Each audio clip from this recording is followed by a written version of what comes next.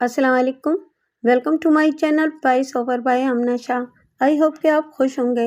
Listener, आज मैं आपको इंस्पेक्टर अहमद यार खां की एक और सनसनीखेज तफ्तीशी स्टोरी जिसका उन्वान है अंधेरे अंधेरे में सुना रही हूँ। तो आइए सुनते हैं। वो देहाती इलाके का थाना था जहाँ मुझे सज़ा के तौर पर तैनात किया गया था। एक अंग्रेज़ पुलिस इंस्पेक्टर के साथ एक झगड़ा इस हद तक बढ़ गया था कि मैं कुर्सी से इस इरादे से उठा कि आज खान नौकरी चली जाए या जेल जाना पड़े, इस इंस्पेक्टर को फेंटी लगाकर रुखसत करूँगा। हक पर तो मैं था ही, लेकिन वो मुझे ऐसा मशवरा दे रहा था जो मेरे लिए एक संगीन वारदात की तफ्तीश में फ़ायदेमंद नहीं हो सकता था। चूँकि वो अंग्रेज़ बादशाह था, इसलिए इसने अपने मशवरे को हुक्म का रंग दे दिया और मुझे कहा कि मैं ऐसे ही करूं। मैंने इसे कहा कि इस सूरत में तफ्तीश मेरे हाथ से ले लो या अपना हुक्म वापस ले लो। उसने बड़ी फिरौनियत के लहजे में कहा कि तफ्तीश भी तुम करोगे और मेरा हुक्म भी मानोगे। मैंने हुक्म मानने से साफ इनकार कर दिया और झगड़ा पड़ गया। मैं इसे मारने के लिए उठा तो मेरे जूनियर सब इंस्पेक्टर और एएसआई ने मुझे पकड़ लिया। अंग्रेज इंस्पेक्टर ने मेरी तहरीरी रिपोर्ट ऊपर भेजी। ऊपर भी अंग्रेज बैठे हुए थे। उन्होंने बड़े साफ लफ्ज़ों में एतराफ़ किया कि मैं हक पर हूँ, लेकिन एक अंग्रेज़ इंस्पेक्टर की हुक्म अदूली को उन्होंने नाकाबिले माफ़ी जुर्म करार देकर मुझे शहर के थाने से ऐसे देहाती थाने में भेज दिया जिसके इलाके में जुराइम निस्बतन ज़्यादा होते थे। देहाती इलाके के इस थाने में मुझे 1 साल हो गया था। 101 हिंदू थाने में आया। उसने ये रिपोर्ट लिखवाई कि रात 10 बजे के लगभग वो अकेला अपने गाँव को जा रहा था। एक आदमी ने एक जगह उसको रोका। इस आदमी ने अपना मुंह सर पगड़ी में लपेटा हुआ था। अगर उसका मुंह नंगा होता तो भी शनाख्त मुश्किल होती, क्योंकि इन दिनों रातें अंधेरी होती थीं। चांद आधी रात के बहुत बाद में ऊपर आता था। ये कोई रहसन था जिसने चाकू इस हिंदू के सीने पर रखकर कहा कि जो कुछ है पास मेरे हवाले कर दो। इसके साथ ही पीछे से एक आदमी आया और उसने इस हिंदू को अपने बाजुओं में जकड़ लिया। इसके पास भी चाकू था। दोनों ने इसकी जेब में जो रकम थी वो निकाल ली। हिंदू के बाएं हाथ की एक उंगली में सोने की वजनी अंगूठी थी, वो भी उतार ली, फिर इसे छोड़ दिया। पुलिस के कायदे कानून के मुताबिक इस हिंदू से रकम और अंगूठी की तफसीलात पूछकर लिख ली गईं। मेरी डायरी में ये तफसीलात मौजूद नहीं। मुझे सिर्फ इतना याद है कि 7 या 8, 9, 10-10 रुपए के नोट थे। 1 या 2 नोट 5-5 के थे और रुपए और अठन्नियों के कुछ सिक्के थे। इस ज़माने में देहात में इतनी ज़्यादा रकम किसी बड़े जमींदार या हिंदू ताजिर और साहूकार के पास ही हो सकती थी। इसने अपनी अंगूठी की निशानियां भी लिखवाईं। इसमें जो नग जड़े थे, इनके रंग और अंदाज़न साइज़ भी लिखवाए। यह अंगूठी उसने ख़ास तौर पर अपनी पसंद के मुताबिक बनवाई थी। इस किस्म की रहज़नी की ये पहली वारदात नहीं थी। इससे पहले 3 महीनों के अरसे में रहज़नी की 5 वारदातों की रिपोर्टें मेरे थाने में आ चुकी थीं और वो सब ज़ेरे तफ्तीश थीं। हर वारदात का तरीका एक जैसा ही था, यानी एक आदमी ने राहगीर को रोका, उसके सीने पर चाकू की नोक रखी और कहा कि जो कुछ पास है मेरे हवाले कर दो, और पीछे से एक और आदमी ने आकर इसे बाजुओं में जकड़ लिया और इस तरह शिकार मार लिया। ये छठी रिपोर्ट थी। इस थाने में जो जुराइम होते थे, इनमें इस तरह की रहज़नी शामिल नहीं थी। डकैती, नकबजनी, रस्सागिरी और जवान लड़कियों के अगवा की वारदातें होती थीं। मैं यहाँ 1 साल गुजार चुका था। रहज़नी की कोई वारदात नहीं हुई थी। गुज़िश्ता 3 महीनों में 6 वारदातें हो गईं। मैं और मेरे जूनियर अफसर पहले ही परेशान थे कि ये 2 आदमी हैं कौन। रहज़नी की वारदात की तफ्तीश बड़ी मुश्किल होती है। ये इस तरह नहीं की जा सकती जिस तरह मैं कत्ल की वारदातों की तफ्तीश के किस्से सुनाता रहता हूँ। हम यही कर सकते थे कि रहज़नी की रिपोर्ट आती थी तो इलाके के आदी मुजरिमों को थाने बुलाकर मार पिटाई करते थे और इनके साथ ही मुखबिरों की भी पिटाई हो जाती थी, क्योंकि वो कोई सुराग नहीं लाते थे। अब छठी वारदात हुई तो मैंने अपने जूनियर सब इंस्पेक्टर, एएसआई और हेड कांस्टेबलों को बुलाकर कहा कि अब तो हद ही हो गई है, कोई और तरीका इख्तियार करना पड़ेगा। ये तुम सब ने देख ही लिया है कि तरीका वारदात एक जैसा है। मैंने इन्हें कहा, साफ बात है कि हर वारदात यही 2 आदमी करते हैं। इसका आप ये तरीका इख्तियार करेंगे कि तुम में से कोई एक आदमी राहगीर बनकर वहाँ से गुजरेगा और 4-5 आदमी कुछ दूर छुपे रहेंगे। जब रहसन रोकेंगे तो तुम में से जो कोई भी राहगीर बनेगा वो रिवॉल्वर निकालकर बुलंद आवाज़ से दूसरों को पुकारेगा, تم نے یہ بھی نوٹ کیا ہوگا کہ یہ ساری وارداتیں ایک ہی جگہ پر ہوتی ہیں۔ تم نے وہ جگہ دیکھی ہے۔ میں ان رہزنوں کو پکڑنے کی اسکیم بنا رہا تھا۔ میرے ساتھی اپنے اپنے مشورے دے رہے تھے۔ میں اب اور زیادہ انتظار نہیں کر سکتا تھا۔ رہزنی کی 6 وارداتوں کو گول کرنا میرے خلاف جاتا تھا۔ انگریز بادشاہ پہلے ہی مجھ سے خفا تھا۔ آپس میں بحث مباحثہ کر کے ہم نے اسکیم تیار کر لی۔ جب میں نے میٹنگ برخاست کی تو مجھے بتایا گیا کہ قتل کی ایک رپورٹ آئی ہے۔ یہ ایک نوجوان لڑکا تھا۔ عمر 22-23 سال تھی۔ اس کی لاش اس کے گاؤں سے تقریباً 1.5 میل دور ایک ویران جگہ پائی گئی تھی۔ رپورٹ دینے کے لیے جو لوگ آئے تھے ان میں گاؤں کے نمبردار کے علاوہ مقتول کا باپ بھی تھا۔ صبح سورج نکلنے سے کچھ دیر پہلے وہاں سے گزرتے ہوئے 2 آدمیوں نے لاش دیکھی۔ اس کی شہرک کٹی ہوئی تھی۔ تھوڑی دور کھیتوں میں لوگ ہل چلا رہے تھے۔ انہوں نے بتایا انہوں نے آ کر لاش دیکھی۔ اس طرح لوگ اکٹھے ہوتے گئے اور ایک آدمی ایسا نکل آیا جس نے مقتول کو پہچان لیا اور اس کے گاؤں میں اطلاع دے دی۔ گاؤں کے لوگ آ گئے اور اس کے بعد رپورٹ تھانے میں آئی۔ میں رہزنی کی واردات کو الگ رکھ کر اس واردات میں الجھ گیا۔ یہ بھی اس علاقے کا معمول تھا۔ قتل کی واردات کوئی نئی واردات نہیں تھی۔ میں رپورٹ لانے والوں کے ساتھ چل پڑا اور راستے میں ان لوگوں سے سوال و جواب کرتا گیا۔ مجھے جو معلومات حاصل ہوئیں وہ کچھ اس طرح تھیں کہ مقتول کا جو باپ تھانے آیا تھا وہ اس کا سگا باپ نہیں بلکہ سوتیلا تھا۔ مقتول نوجوان کا باپ 5-6 سال پہلے مر گیا تھا اور اس کی ماں نے اس آدمی کے ساتھ شادی کر لی تھی۔ اس آدمی کی بیوی بے اولاد مر گئی تھی۔ پہلے مجھے یہ شک ہوا تھا کہ سوتیلے باپ کی پہلی بیوی سے اولاد ہوگی اور قتل کا باعث یہی ہوگا کہ مقتول اس کی جائیداد کا حصہ دار بن گیا تھا یا ایسی ہی کوئی اور وجہ ہوگی۔ لیکن یہ سن کر کہ پہلے بیوی سے کوئی اولاد ہی نہیں تھی میرا یہ شک رفع ہو گیا۔ یہ بھی بتایا گیا کہ ان لوگوں کے ساتھ کسی کی دشمنی نہیں تھی۔ بہت کچھ پوچھنے کے باوجود مجھے قتل کا باعث معلوم نہ ہو سکا۔ میں جب موقع واردات پر پہنچا تو میں چونک پڑا۔ یہ وہی جگہ تھی جہاں رہزنی کی 6 وارداتیں ہو چکی تھیں۔ میں پہلے بھی یہاں آ چکا تھا اور اس جگہ کو بہت غور سے دیکھا تھا اور اس کے ارد گرد کے علاقے کو بھی دیکھا تھا۔ مجھے پہلا خیال یہ آیا کہ مقتول انہی 2 رہزنوں کا شکار ہوا ہے۔ اس نے ان کا مقابلہ کرنے کی کوشش کی ہوگی اور انہوں نے اس کی شہرک پر چاقو پھیر دیا ہوگا۔ خون بہت نکلا تھا اور زمین بتاتی تھی کہ یہ بہت تڑپا تھا۔ لاش کے قریب بڑے سائز کا کھلا ہوا چاقو پڑا تھا۔ میں نے اٹھا کر دیکھا۔ اس پر خون کا ایک بھی داغ یا دھبا نہیں تھا۔ اس سے یہ ظاہر ہوا کہ اس چاقو سے اسے نہیں مارا گیا۔ سارے جسم کو دیکھا، سوائے شہرک کے کوئی اور زخم نہیں تھا، نہ چوٹ کا نشان نظر آیا۔ چونکہ گردن کے زخم پر خون جمع ہوا تھا اس لیے میں اندازہ نہ کر سکا کہ کون سا ہتھیار استعمال ہوا ہے۔ نظر یہ آتا تھا کہ تیز دھار آلہ استعمال کیا گیا ہے جس سے گردن کے بائیں طرف سے کٹ شروع ہوا اور شہرک کاٹ کر ختم ہوا۔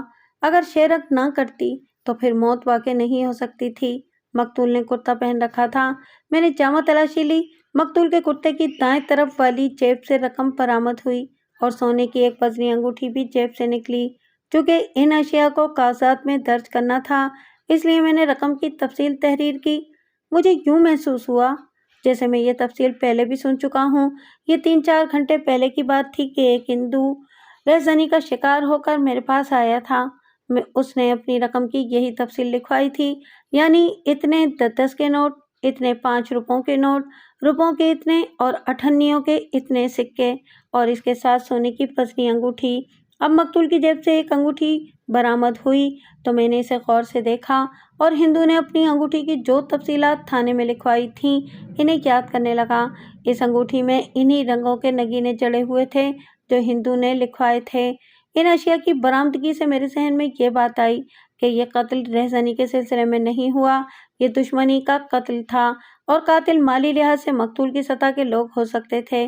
اگر مالی لحاظ سے کمزور ہوتے تو وہ اس کی جیب سے پیسے اور انگوٹھی بھی لے جاتے۔ اس کے ساتھ ہی یہ خیال بھی آیا کہ یہ رقم اور انگوٹھی اگر ہندو کی ہے تو رہزن یہی ہوگا۔ لاش کے قریب چاقو بھی پڑا ہوا تھا جو آلہ قتل کے طور پر استعمال نہیں ہوا تھا۔ اس سے میرا یہ شک کچھ پختہ ہو جاتا تھا کہ رہزنی اسی نے کی ہے۔ لیکن مجھے بتایا گیا تھا کہ یہ بڑی ذات کے امیر زمیندار لوگ ہیں۔ میں نے وہیں زمیندار نمبردار کو الگ کیا اور پوچھا کہ مقتول چال چلن اور اخلاق کے لحاظ سے کیسا تھا۔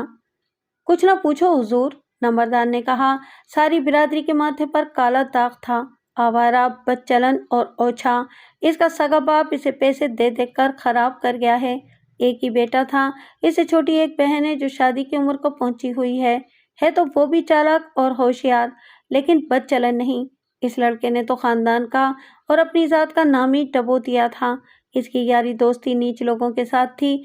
कब्रिस्तान में तकिए पर ये जाता था। चोरों बदमाशों के साथ इसका याराना था और अपने आप को अफलातून समझता था। मैंने नंबरदार से और कुछ ना पूछा। ये तफसीलात तो मुझे मालूम करनी ही थी। लाश को पोस्टमार्टम के लिए भिजवाया। एक कांस्टेबल को इस हिंदू के गांव भेजा जिसने रहसानी की रिपोर्ट दी थी। मैं इसे बुलाकर रकम और अंगूठी दिखाना चाहता था। कांस्टेबल चला गया तो मैंने जमीन देखनी शुरू कर दी। खोजी भी आ गया था, लेकिन वहां तमाम खुरे तमाशाइयों के थे। जमीन से कुछ भी हासिल न हुआ तो मैंने अपने स्टाफ को साथ लेकर मकतूल के गांव चला गया और चौपाल में जा बैठा। मैं चौपाल में अभी बैठा ही था कि मकतूल का सुतेला बाप बगैर बुलाए मेरे पास आ गया। मैं सबसे पहले नंबरदार, जेलदार और दीगर मोअज़्ज़िज़ीन से मकतूल और उसके ख़ानदान के मुतालिक मालूमात लेना चाहता था। मकतूल के बाप से कहा कि मैं इसे बुलाऊंगा, लेकिन उसने कहा कि वो एक और बात बताना चाहता है जो बहुत ज़रूरी है। मैंने इसे बिठा लिया। मेरी सौतेली बेटी भी रात से लापता है। उसने कहा वो 18-20 साल की उम्र की लड़की है और खूबसूरत भी है। मुझे बड़ा पक्का शक है कि लड़की की गुमशुदगी और उसके भाई का कत्ल एक ही वारदात है और ये किसी दुश्मन का काम है। तुमने तो कहा था कि तुम्हारी दुश्मनी किसी के साथ है ही नहीं।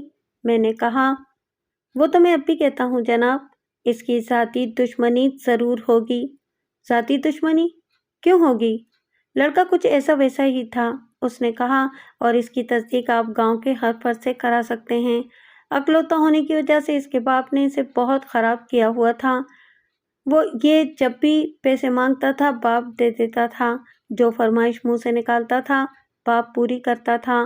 बाप पैसे तो दे देता था, लेकिन इसने ये कभी नहीं देखा था कि ये लड़का पैसे कहाँ खर्च करता है। शहर 7-8 मील दूर है, वहाँ सिनेमा भी है, तवाइफों का बाजार भी है, शराब खाना भी है। मतलब ये कि शहर में जाकर अय्याशी करता था। मैंने कहा शहर में सभी कुछ करता तो बर्दाश्त हो सकता था। उसने कहा गांव में भी बड़ी जलील और ओछी हरकतें करता था।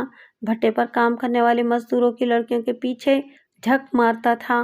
गांव में कोई जवान भिखारन आ जाती तो इस पर पैसे लुटाने लगता था।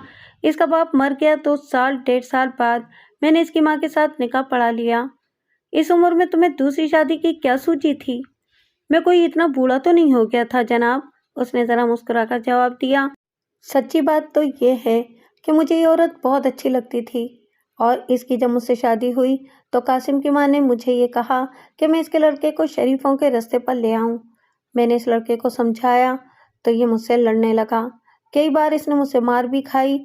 ये माँ से पैसे ले आता था और इस बुरे रास्ते से हटता ही नहीं था। चोरी चकारी तो नहीं करता था?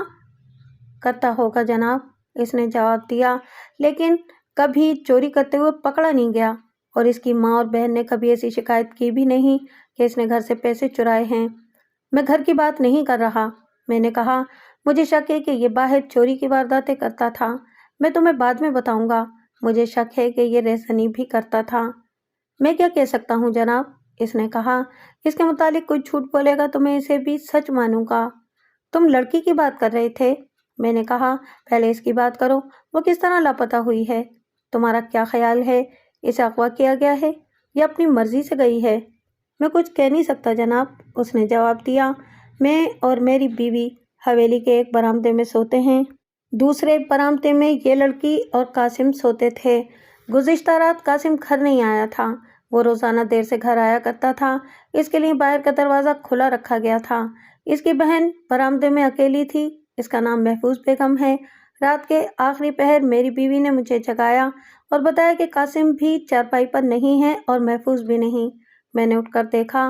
कासिम के बिस्तर से साफ पता चलता था कि वो घर आया ही नहीं। बिस्तर पे इसके लेटने का कोई निशान नहीं मिलता था। महफूज तो हमारे सामने ही लेटी थी और सो भी गई थी। ये अल्लाह ही जानता है कि बहन भाई इकट्ठे निकले या किस तरह निकल गए, या सोते में इन्हें कुछ सुंघाया गया और दुश्मन उठाकर ले गए। मैं आपको बता रहा था कि कासिम की ज़ाती दुश्मनी किसी के साथ ज़रूर होगी। اسی لیے میں نے آپ کو اس کی عادتیں بتائی ہیں۔ مجھے شک ہے کہ اس نے کسی کی بہو بیٹی پر ہاتھ ڈالا ہوگا اور انہوں نے اس طرح انتقام لیا کہ قاسم کو قتل کر دیا اور اس کی بہن کو اٹھا کر لے گئے۔ اب یہ ہوگا کہ کہیں سے لڑکی کی لاش ملے گی یا دشمن اسے خراب کر کے چھوڑ دیں گے۔ میں اس کے ساتھ اس کے گھر چلا گیا۔ وہاں عورتوں کا ہجوم تھا۔ مقتول کی ماں اور ان کے رشتے کی عورتیں بین کر رہی تھیں۔ میرے کہنے پر عورتوں کو ایک طرف کر دیا گیا۔ یہ خاصی بڑی حویلی تھی۔ میں نے دونوں برآمدے دیکھے، پھر کہا کہ مجھے قاسم اور محفوظ کے بستر لا کر دکھائے جائیں۔ 2 بستر آ گئے۔ میں نے دونوں کے تکیے اور چادریں سونگی۔ میں اس لیے سونگ رہا تھا کہ انہیں بے ہوش کر کے اٹھا لے جانے کے لیے کلوروفارم تو استعمال نہیں کی گئی۔ یہ میری حماقت تھی۔ اتنی دیر تک کلوروفارم کی بو نہیں رہنی چاہیے تھی۔ کلوروفارم میں بھگویا ہوا کپڑا ان کی ناکوں پر رکھا گیا ہوگا۔ اس کا چھڑکاؤ تو نہیں کیا جاتا تھا کہ اس کی بو بستروں میں باقی رہتی۔ یہ تو مجھے پہلے ہی بتا دیا گیا تھا کہ باہر کا دروازہ قاسم کے لیے کھلا چھوڑ دیا گیا تھا۔ میرے لیے یہ معلوم کرنا خاصا مشکل تھا کہ لڑکی کو اٹھا کر لے جایا گیا ہے یا وہ خود گئی ہے۔ ایسا ہو سکتا تھا کہ لڑکی خود گئی ہو اور قاسم اسی وقت گھر کو واپس آ رہا ہو اور گاؤں کے اندر یا باہر اس نے اپنی بہن کو جاتے دیکھ لیا ہو اور اس کے پیچھے چلا گیا ہو اور اس جگہ جا کر اس شخص کے ہاتھوں مارا گیا ہو جو اس کی بہن کو لے جا رہا تھا، یا اس کی بہن جس کے ساتھ جا رہی تھی۔ لیکن اس کی جیب سے برآمد شدہ رقم اور انگوٹھی کا خیال آتا تھا تو میرا قیاس بدل جاتا تھا۔ میرے پوچھنے پر لڑکی اور لڑکے کے سوتیلے باپ نے بتایا کہ گھر سے کوئی زیور یا پیسہ نہیں گیا۔ گھروں سے بھاگنے والی لڑکیاں زیور اور پیسہ اڑا لے جاتی ہیں، یہاں ایسی حرکت نہیں ہوئی تھی۔ اس گھر میں روپیہ پیسہ خاصا موجود تھا۔ یہ بڑے زمینداروں کا گھر تھا۔ وہ منظر میری برداشت سے باہر تھا۔ جب مقتول کی ماں نے دونوں ہاتھوں سے میرا گریبان پکڑ لیا اور چیخ چیخ کر کہنے لگی، میرے لال کے قاتل کو پکڑ اور اسے میرے حوالے کر، میں اس کی بوٹیاں نوچ کر کتوں کو کھلاؤں گی۔ وہ مجھے چھوڑ نہیں رہی تھی۔ اس کا بیٹا شریف تھا یا بدماش، بہرحال وہ اس کا بیٹا تھا اور وہ اس کا اکلوتا اور خوبصورت بیٹا تھا۔ وہ مجھے چھوڑ ہی نہیں رہی تھی۔ میں نے اسے تسلیاں دیں لیکن اس کا دماغی توازن صحیح نہیں رہا تھا۔ میرے بیٹے کے قاتل کو میرے حوالے کر، اس نے کہا، یا میرا بیٹا واپس لا دے۔ میرے آنسو نکل آئے۔ اس کے خامد نے اور 2 عورتوں نے میرا گریبان اس کے ہاتھوں سے چھڑایا۔ میں وہاں سے چوپال میں چلا گیا۔ میں نے نمبردار اور سیلدار کے علاوہ گاؤں کے 2 اور آدمیوں کو باری باری بلا کر مقتول، اس کی بہن اور اس کے خاندان کے متعلق پوچھا۔ ہر ایک نے وہی رائے دی جو مقتول کا باپ اور نمبردار پہلے دے چکے تھے۔ مقتول کی بہن محفوظ کے چال چلن کو ان سب نے اچھا کہا۔ اس دوران وہ ہندو آ گیا تھا جسے رہزنوں نے لوٹ لیا تھا۔ پہلے اسے انگوٹھی دکھائی تو اس نے فوراً پہچان لی۔ اس نے اپنے بائیں ہاتھ کی چھوٹی انگلی کے ساتھ والی انگلی دکھائی اور مجھے کہا کہ میں اس پر انگوٹھی کا نشانہ دیکھ لوں تاکہ مجھے یقین ہو جائے کہ وہ انگوٹھی پہنتا رہا ہے۔ پھر اس نے انگوٹھی اپنی اس انگلی میں ڈالی تو وہ بالکل ٹھیک آ گئی۔ اس نے تھانے میں جو نگ اور ان کے رنگ لکھوائے تھے وہی اس انگوٹھی میں جڑے ہوئے تھے۔ میں نے اس سے پوچھا کہ وہ رقم کی تفصیل ایک بار پھر بتائے۔ اس نے وہی تفصیل بتائی جو اس نے تھانے میں رپورٹ میں لکھوائی تھی۔ میں نے 2 نشانیاں نہیں لکھوائی تھیں، اس نے کہا، وہ گھر جا کر یاد آئی تھیں۔ 10 روپے کے ایک نوٹ کا ایک کونا پھٹا ہوا تھا اور ایک نوٹ درمیان سے اس جگہ سے پھٹا ہوا تھا جہاں سے نوٹ دوہرا کر کے تہہ کیا جاتا ہے۔ میں نے جیب سے نوٹ نکال کر دیکھے۔ 10 روپے کا ایک نوٹ کونے سے پھٹا ہوا تھا اور ایک نوٹ درمیان سے پھٹا ہوا تھا۔ اس میں کوئی شک نہ رہا کہ یہ رقم اسی ہندو کی تھی، لیکن میں انگوٹھی اور رقم اسے ابھی واپس نہیں کر سکتا تھا کیونکہ یہ اشیاء مقتول کی جیب سے برآمد ہوئی تھیں اور مقدمے کے فیصلے تک انہیں سرکاری تحویل میں رہنا تھا۔ ہندو کو میں نے گواہوں کی فہرست میں لکھ لیا۔ پوسٹ مارٹم رپورٹ رات کو آئی۔ موت شیرک کٹ جانے سے واقع ہوئی تھی۔ رپورٹ میں موت کا وقت بھی لکھا گیا تھا۔ ہندو کے پاس کھڑی نہیں تھی کہ وہ مجھے صحیح وقت بتا سکتا۔ جب اسے رہزنوں نے روکا اور لوٹا تھا اس نے اندازاً وقت بتایا تھا۔ اس سے میں نے یہ حساب لگایا کہ ہندو کو لوٹنے والا اگر مقتول ہی تھا تو وہ ہندو کو لوٹنے کے تھوڑی ہی دیر بعد قتل ہوا تھا۔ رات کو وہ 2-3 آدمی باری باری میرے پاس آئے جو باقاعدہ طور پر میرے مخبر تھے اور گاؤں میں ان کی اصلیت کسی کو بھی معلوم نہیں تھی۔ یہ مخبر ہر گھر کی خبر رکھتے تھے۔ انہوں نے محفوظ کے چال چلن کے خلاف تو کوئی بات نہ کی لیکن ایک آدمی کا نام لیا جس کے ساتھ اس کا گہرا تعلق تھا۔ عام طور پر یہ مشہور تھا کہ ان کی محبت پاک ہے اور ان کی شادی بھی ہو جائے گی۔ اس آدمی کا نام ولایت خان بتایا گیا۔ عمر 25 سال کے لگ بھگ تھی اور خوشحال زمیندار خاندان سے تھا۔ مجھے بتایا گیا کہ ان کی محبت سارے گاؤں میں مشہور تھی۔ میرے پوچھنے پر انہوں نے بتایا کہ انہیں کبھی بھی کھیتوں میں یا کہیں اور یعنی گھر سے باہر اکٹھے کھڑے یا باتیں کرتے نہیں دیکھا گیا۔ مشہور یہ تھا کہ وہ ایک دوسرے کو دور سے بھی دیکھتے تھے تو ان کے چہروں پر چمک سی آ جاتی تھی۔ ان کا ایک دوسرے کے گھروں میں آنا جانا بھی تھا۔ ان تینوں سے میں نے الگ الگ رپورٹ لی تھی۔ تینوں کی رپورٹیں ایک جیسی تھیں۔ انہوں نے بتایا کہ سب کو یقین تھا کہ ان کی شادی ہو جائے گی، لیکن یہ سنا گیا تھا کہ محفوظ کی ماں نے ولایت کو رشتہ دینے سے انکار کر دیا ہے۔ یہ بات ٹھیک معلوم ہوتی تھی کیونکہ ولایت کو دیکھا کہ پریشان اور خاموش رہنے لگا تھا۔ اکثر لوگ یہ کہتے تھے کہ ولایت کو یہ رشتہ نہ ملا تو لڑکی کچھ کھا کر مر جائے گی یا ولایت کے ساتھ گھر سے نکل جائے گی۔ کیا ولایت میں اور لڑکی میں اتنی جرأت ہے؟ میں نے پوچھا۔ ان تینوں نے میرے سوال کا یہ جواب دیا کہ ولایت بدمعاش آدمی تو نہیں، لیکن بہت دلیر اور جرأت والا آدمی ہے۔ محفوظ کے متعلق انہوں نے بتایا کہ چال چلن اس کا بھی صحیح ہے، لیکن کسی سے ڈرنے والی وہ بھی نہیں۔ کیا ایسی بات تو نہیں کہ قاسم اس رشتے کے خلاف تھا؟ میں نے پوچھا۔ تینوں میرے سوال کا جواب نہ دے سکے۔ انہیں یہی معلوم ہوا تھا کہ محفوظ کی ماں نے رشتہ دینے سے انکار کر دیا ہے۔ میں نے یہ سوال اس لیے پوچھا تھا کہ مجھے شک ہو گیا تھا کہ قاسم نے اس رشتے کی مخالفت کی ہوگی اور ہو سکتا ہے اس سلسلے میں قاسم اور ولایت کی آپس میں دشمنی پیدا ہو گئی ہو۔ ولایت نے اس کا یہ علاج سوچا ہوگا کہ قاسم کو راستے سے ہٹا دیا جائے۔ میرے ذہن میں اس جرم کا جو نقشہ بنتا تھا وہ کچھ اس طرح تھا کہ ولایت نے قاسم کو رات کے وقت گاؤں سے باہر جاتے دیکھا ہوگا اور یہ کچھ فاصلہ رکھ کر اس کے پیچھے چلا گیا ہوگا۔ ولایت اتنی دیر سے پہنچا ہوگا جتنی دیر میں قاسم نے ہندو کی جیب خالی کر لی ہوگی۔ یہ خیال تو مجھے پہلے ہی آیا تھا کہ قاسم کو کسی ایسے آدمی نے قتل کیا ہے جو صرف قتل کرنا چاہتا تھا۔ اس سے اسے کوئی دلچسپی نہیں تھی کہ مقتول کی جیب میں کیا ہے۔ اس کا مطلب یہ تھا کہ قتل کا باعث دشمنی تھی، لوٹ مار نہیں تھی۔ یہ قاتل ولایت ہو سکتا تھا۔ میرے شک کو یہ بات بھی ذرا پختہ کرتی تھی کہ قاسم کی بہن ولایت کو چاہتی تھی اور رشتے سے انکار ہو چکا تھا۔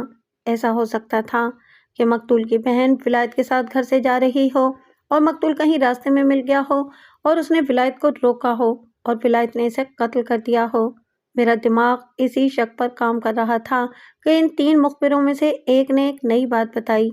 20-25 روز گزرے۔ ایک مخبر نے کہا ولایت 3-4 آدمیوں میں کھڑا کہہ رہا تھا کہ رات کو وہ شہر سے آ رہا تھا کہ ایک آدمی نے اسے روک لیا اور چاقو کی نوک اس کے سینے پر رکھ کر کہا کہ جیب میں جو کچھ ہے میرے حوالے کر دو۔ ولایت کہتا تھا کہ وہ خالی ہاتھ تھا، پھر بھی وہ اتنی آسانی سے جیب خالی نہیں کرنا چاہتا تھا، لیکن پیچھے سے ایک آدمی نے اسے اس طرح جکڑ لیا کہ اپنے بازو میں ولایت کی گردن لپیٹ لی اور چاقو کی نوک اس کے پہلو کے ساتھ لگا دی۔ اس طرح ان دونوں نے اس کی جیب سے پیسے نکال لیے۔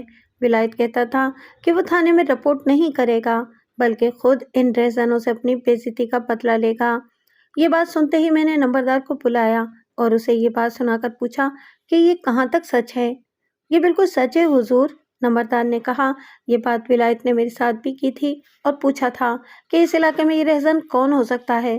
میں آپ کو یہ بھی بتا دیتا ہوں کہ ولایت سخت غصے میں رہنے لگا تھا اور یہ واقعہ بار بار سناتا تھا اور یہی الفاظ دہراتا تھا کہ وہ ان رہزنوں کو ڈھونڈ رہا ہے اور وہ جہاں بھی ملے ان سے اپنی بے عزتی کا بدلہ لے گا۔ یہ تو ان کی تلاش میں گاؤں گاؤں پھرتا رہا ہے۔ میں نے نمبردار سے کہا کہ وہ ولایت کو میرے پاس بھیج دے۔ 15-20 منٹ میں ولایت میرے پاس آ گیا۔ کل رات تم کہاں گئے تھے؟ میں نے اسے پوچھا۔ میں اپنے گھر میں تھا جناب، اس نے جواب دیا۔ میں نے کہاں جانا تھا؟ مجھے اس کی جو بات سنائی گئی تھی وہ میں نے اسے سنائی اور پوچھا کہ یہ کہاں تک سچ ہے؟ یہ بالکل سچ ہے جناب، اس نے جواب دیا۔ پوسٹ مارٹم رپورٹ میں آلۂ قتل چاقو یا چھری وغیرہ نہیں لکھا گیا تھا، یہ کلہاڑی کا زخم تھا۔ کلہاڑی تیز بلیڈ والی معلوم ہوتی تھی۔ میں نے ولایت سے کہا کہ میں اس کی کلہاڑی دیکھنا چاہتا ہوں۔ یہاں لا کر دکھا دوں؟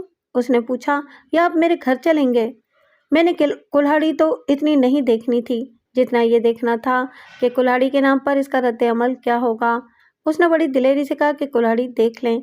اس رہزن کو جس نے تمہیں لوٹا تھا تم نے کہاں کہاں تلاش کیا تھا؟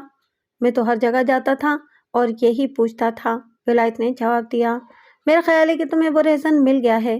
میں نے کہا، کیا اب تم دوسرے کو ڈھونڈ رہے ہو یا نہیں؟ آپ کس کی بات کر رہے ہیں جناب؟ ولایت نے حیران ہو کر کہا۔ وہ مجھے کہاں ملا ہے؟ قاسم کو نہیں جانتے تم؟ یہ جو قتل ہو گیا ہے، اس نے کہا۔ اسے میں کیوں نہیں جانتا؟ یہ تو اپنے گاؤں کا لڑکا تھا۔ کیا اس نے مخالفت کی تھی کہ اس کی بہن کا رشتہ تمہیں دیا جائے؟ میں نے پوچھا۔ نہیں جناب، اس نے جواب دیا۔ اسے گھر میں کون پوچھتا تھا؟ رشتے کا فیصلہ تو اس کی ماں کو کرنا تھا۔ قاسم کو گھر میں اتنی حیثیت حاصل نہیں تھی، وہ تو اس گھر میں صرف رہتا تھا۔ اس کی ماں نے تمہیں اپنی بیٹی کا رشتہ کیوں نہیں دیا؟ میں کچھ کہہ نہیں سکتا جناب، اس نے جواب دیا۔ محفوظ نے مجھے ایک وجہ بتائی تھی۔ ماں قاسم کی شادی اس امید پر کرنا چاہتی تھی کہ وہ شریفوں جیسی زندگی بسر کرنے لگے گا، لیکن جہاں سے بھی اس نے اس کے لیے رشتہ مانگا، اسے صاف جواب مل گیا۔ قاسم صرف خوبصورت جوان تھا، ویسے اس کا کوئی اخلاق نہیں تھا اور نہ اسے اپنی ذات اور برادری کا کچھ خیال تھا۔ اس کی ماں اس گھر میں اپنی بیٹی کا رشتہ دینا چاہتی تھی، جہاں سے اسے اپنے بیٹے کے لیے لڑکی ملنے کی امید تھی۔ ایسا کوئی گھر تھا؟ ساتھ والے گاؤں میں ایک گھرانہ راضی ہو گیا تھا، ولایت نے جواب دیا۔ محفوظ کہاں ہیں؟ اس کا جواب تو میں نہیں دے سکتا جناب، اس نے جواب دیا۔ مجھے ایک شک ہے، میں نے ان کے گھر جانا چھوڑ دیا تھا۔ شک یہ ہے کہ اس کی ماں نے اس کا رشتہ پکا کر دیا ہوگا اور وہ گھر سے بھاگ گئی ہوگی۔ تمہارے سوا وہ کس کے ساتھ بھاگ سکتی تھی؟ میں نے کہا۔ میں نے تو سنا ہے کہ تمہارے ساتھ اس کی بہت ہی زیادہ محبت تھی۔ آپ نے بالکل ٹھیک سنا ہے جناب، اس نے کہا۔ میں نے یہ نہیں کہا کہ وہ کس کے ساتھ بھاگ کے گئی ہے۔ یہاں سے 2 میل دور دریا ہے اور آج کل دریا چڑھا ہوا بھی ہے۔ وہ دریا میں کود گئی ہوگی۔ اگر وہ گاڑی کے نیچے آ جاتی تو اب تک پتہ چل چکا ہوتا۔ یہ میں اس لیے یقین سے کہہ رہا ہوں کہ اس نے ایک دفعہ نہیں کئی دفعہ کہا تھا کہ اس کی شادی میرے ساتھ نہ ہوئی تو وہ دریا میں کود جائے گی یا ریلوے لائن پر جا کے سر رکھ دے گی۔ میں اب خود پریشان ہوں جناب۔ اگر 2-3 دنوں تک اس کی لاش کہیں سے نہ ملی تو میں یہ سمجھوں گا کہ وہ رات کو گھر سے کہیں خودکشی کے لیے جا رہی تھی تو اسے کسی نے پکڑ لیا اور اپنے ساتھ لے گیا۔ یہ بھی ہو سکتا ہے کہ وہ دریا میں کود گئی ہو۔ دریا میں سیلاب آیا ہوا ہے، اس کی لاش نہ جانے کہاں سے کہاں جا پہنچی ہوگی۔ اس شخص کو میں نے غور سے دیکھا اور پرکھا۔ وہ پورے وثوق اور خود اعتمادی سے بات کرتا تھا۔ میں آپ کو ایک اور بات بتا دیتا ہوں، اس نے کہا۔ آپ کی باتوں سے مجھے شک ہوا ہے کہ آپ قاسم کو وہ رہزن سمجھتے ہیں جس نے مجھے لوٹا تھا۔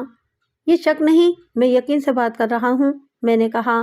ایک ہندو کی رقم اور انگوٹھی اس کی جیب سے برآمد ہوئی ہے۔ رہزنی کی جتنی وارداتیں ہوئی ہیں وہ قاسم ہی نے کی تھیں۔ اس کے ساتھ ایک اور آدمی بھی ہوتا تھا، اسی نے تمہیں روکا اور تمہاری جیب خالی کر لی تھی۔ تمہیں معلوم ہی نہیں تھا یہ دونوں کون ہیں، تم انہیں ڈھونڈتے رہے۔ آخر قاسم تمہیں مل گیا اور تم نے اسے قتل کر دیا۔ کہو کیا کہتے ہو؟ جناب، اس نے جواب دیا، پہلی بات تو میں یہ کہوں گا کہ قاسم رہزن نہیں تھا۔ اسے یہ جرم کرنے کی کیا ضرورت تھی؟ یہ سچ ہے کہ جس نے میری جیب سے پیسے نکال لیے تھے میں اسے ڈھونڈ رہا تھا۔ یہ تو مجھے معلوم ہی نہیں تھا کہ مجھے لوٹنے والا کون تھا۔ اس رات اندھیرا تھا، میں اسے پہچان نہیں سکا تھا جس نے مجھے روکا تھا۔ اندھیرے کے علاوہ اس نے چہرہ پگڑی میں چھپایا ہوا تھا اور دوسرے کو تو میں دیکھ ہی نہیں سکا تھا کیونکہ وہ میرے پیچھے سے آیا تھا۔ اگر مجھے جس وقت بھی پتہ چلتا کہ وہ کون ہے یا مجھے روکنے والے ہی کا نام اور گاؤں معلوم ہو جاتا تو میں نے اسے قتل نہیں کرنا تھا، اس کی ایک ٹانگ توڑ دینی تھی اور اس سے پہلے اسے بہت مارنا تھا۔ اگر یہ پتہ چل جاتا کہ وہ قاسم تھا تو میں اس پر ہاتھ نہ اٹھاتا کیونکہ وہ محفوظ کا بھائی تھا، میں اسے شرمسار ضرور کرتا۔ کیا تم رات کو اس جگہ جاتے رہے ہو جہاں تمہیں لوٹا گیا تھا؟ میں نے پوچھا۔ جاتا رہا ہوں، اس نے جواب دیا۔ میں 4-5 بار وہاں گیا ہوں، وہاں بیٹھا بھی رہا ہوں، لیکن وہ وہاں نہ ملے۔ ہاتھ میں کیا لے کر جاتے رہے ہو؟ میں نے پوچھا۔ کلہاڑی یا چاقو؟ لاٹھی، اس نے جواب دیا۔ میں ہر بار لاٹھی لے کر جاتا تھا۔ اس نے یہ تسلیم نہ کیا کہ وہ قتل کی رات کہیں باہر گیا تھا۔ میں نے چوکیدار کے علاوہ اس کے گھر کے 3 افراد سے پوچھا تو انہوں نے بھی یہی کہا کہ ولایت رات کو باہر نہیں گیا تھا۔ میرے لیے یہی شہادت کافی نہیں تھی، گھر کے افراد نے تو یہی کہنا تھا کہ ولایت رات کو باہر نہیں گیا تھا۔ میں نے اپنے طور پر تحقیقات کرنی تھی۔ بظاہر مجھے یقین آ گیا تھا کہ یہ شخص اس واردات میں ملوث نہیں تھا۔ قتل کی تفتیش کے ساتھ ساتھ لاپتہ لڑکی محفوظ کو بھی تلاش کرنا تھا۔ میں نے بہت حد تک مان لیا تھا کہ محفوظ خودکشی کے لیے گھر سے نکل گئی ہوگی، لیکن میں نے اس امکان کو نظر انداز نہ کیا کہ لڑکی ولایت کے ساتھ گئی ہے اور اس نے اسے کہیں چھپا دیا ہے۔ اس امکان کے پیش نظر ولایت کے گھر کی تلاشی ضروری تھی، لیکن اس سے پہلے پوچھ گچھ کرنی تھی۔ میں نے ولایت کے بڑے بھائی اور باپ کو بلایا۔ کیا تم چاہتے تھے کہ ولایت کے لیے محفوظ کا رشتہ لیا جائے؟ میں نے ولایت کے باپ سے پوچھا۔ میں اتنا تو نہیں چاہتا تھا، اس نے جواب دیا۔ ولایت کہتا تھا کہ محفوظ کے ساتھ ہی شادی کروں گا۔ میں نے اور ولایت کی ماں نے اس لڑکی کے گھر جا کر رشتے کی بات کی تو انہوں نے صاف صاف جواب دے دیا۔ تم اتنا کیوں نہیں چاہتے تھے؟ ایک تو میں اس لڑکے کا اپنے گھر میں آنا جانا پسند نہیں کرتا تھا، اس نے جواب دیا۔ اب تو بیچارہ قتل ہو گیا ہے، اللہ اسے معاف کرے۔ ولایت اس کی بہن کے لیے اس کے گھر جاتا تھا تو قاسم بھی کبھی کبھار ہمارے گھر آ جاتا تھا۔ ولایت سے چھوٹی میری 2 بیٹیاں ہیں، ان کی وجہ سے میں اپنے گھر میں قاسم کا آنا جانا پسند نہیں کرتا تھا۔ میں آپ کو سچی بات بتاتا ہوں، محفوظ کی ماں بھی کوئی اچھی عورت نہیں، غرور اور تکبر کرتی ہے اور اپنے جیسا کسی کو سمجھتی ہی نہیں۔ حامد کو مرے ابھی 6 مہینے پورے نہیں ہوئے تھے کہ اس نے دوسری شادی کر لی تھی۔ رشتے سے انکار پر ولایت کا رویہ کیا تھا؟ غصے میں آ گیا تھا جی، اس نے جواب دیا۔ کہتا تھا کہ یہ لڑکی نہیں ملی تو اب میں ساری عمر شادی ہی نہیں کروں گا۔ محفوظ کی ماں کے پاس گیا ہوگا۔ میں کچھ نہیں کہہ سکتا جناب، اس نے کہا۔ ہمارے ساتھ تو اس نے بولنا ہی چھوڑ دیا تھا۔ باپ سے میں نے بہت سی باتیں پوچھی تھیں، پھر اس کے بڑے بھائی سے پوچھ گچھ کی۔ اس نے صاف کہا کہ وہ اپنے خاندان کا رشتہ اس گھر کے ساتھ جوڑنا پسند ہی نہیں کرتا تھا۔ لڑکی تو ٹھیک ٹھاک ہے جناب، اس نے کہا، پکے چال چلن اور اچھے اخلاق کی لڑکی ہے، اور وہ صرف ولایت کو نہیں بلکہ ہمارے سارے گھر کو چاہتی ہے۔ لیکن قاسم بدنام لڑکا تھا اور اس کی ماں بھی کوئی اتنی نیک نام نہیں تھی۔ اس عورت میں دکھاوا بہت ہے۔ اپنے بیٹے کو اس نے اسی طرح دکھاوے میں خراب کر دیا تھا۔ بیٹا گھٹیا قسم کی بدمعاشیاں کرتا تھا تو ماں کہتی تھی کہ میرا بیٹا شہزادہ ہے۔ دیکھ میرے بھائی، میں نے اسے کہا، تم کچھ سیانے آدمی معلوم ہوتے ہو، میں تمہارے ساتھ سیدھی بات کرتا ہوں۔ مجھے اس قسم کی اطلاعات ملی ہیں کہ محفوظ کو ولایت نے کہیں چھپا دیا ہے۔ اگر ایسی بات ہے تو مجھے بتا دو، میں اسے گرفتار نہیں کروں گا۔ گرفتار کرنے کی کوئی وجہ ہی نہیں۔ لڑکی جو بیان دے گی وہ بیان دے دے گی کہ وہ اپنی مرضی سے ولایت کے ساتھ گئی ہے۔ یہ کوئی جرم نہیں۔ میں وعدہ کرتا ہوں کہ پردے میں لڑکی اس کے وارثوں کے حوالے کر دوں گا۔ کہاں چھپائی ہوگی؟ اس نے کہا، اگر وہ لڑکی کو گھر لاتا تھا تو ہم اسی وقت لڑکی کو اس کے گھر چھوڑ آتے۔ ہم ایسا کام کبھی نہیں کریں گے جو ہمارے خاندان کی بے عزتی کا باعث بنے۔ اگر ولایت نے لڑکی کو کہیں اور جا چھپایا ہے تو وہ تو ہمیں معلوم نہیں۔ لڑکی اسی رات سے غائب ہوئی ہے جس رات یہ لڑکا قتل ہوا ہے۔ میں نے کہا، اب تم مجھے سچ سچ بتا دو کہ اس رات ولایت گھر سے غیر حاضر ہوا تھا؟ جناب عالی، اس نے جواب دیا، میں اس سوال کا جواب بھی نہیں دے سکتا۔ ولایت اکیلا چھت پر سوتا ہے اور ہم سب نیچے سین میں سوتے ہیں۔ اگر وہ رات کو پچھلی طرف سے اتر گیا ہو تو میں کچھ کہہ نہیں سکتا، لیکن ایسا ہوا نہیں۔ ہم نے اس صبح کھیتوں میں جانا تھا، میں نے اوپر جا کر منہ اندھیرے سے جگایا تھا۔ اگر وہ لڑکی کو لے کر کہیں گیا ہوتا تو اتنے سویرے اپنی چارپائی پر نہ ہوتا۔ جب تم نے اسے جگایا تو اس کے پاس کلہاڑی تھی؟ کلہاڑی تو وہ روزانہ رات کو اپنے بستر کی پائنتی پر رکھ کر سوتا تھا، اس نے جواب دیا۔ کیوں؟ میں نے پوچھا، اسے کسی کا خطرہ تھا؟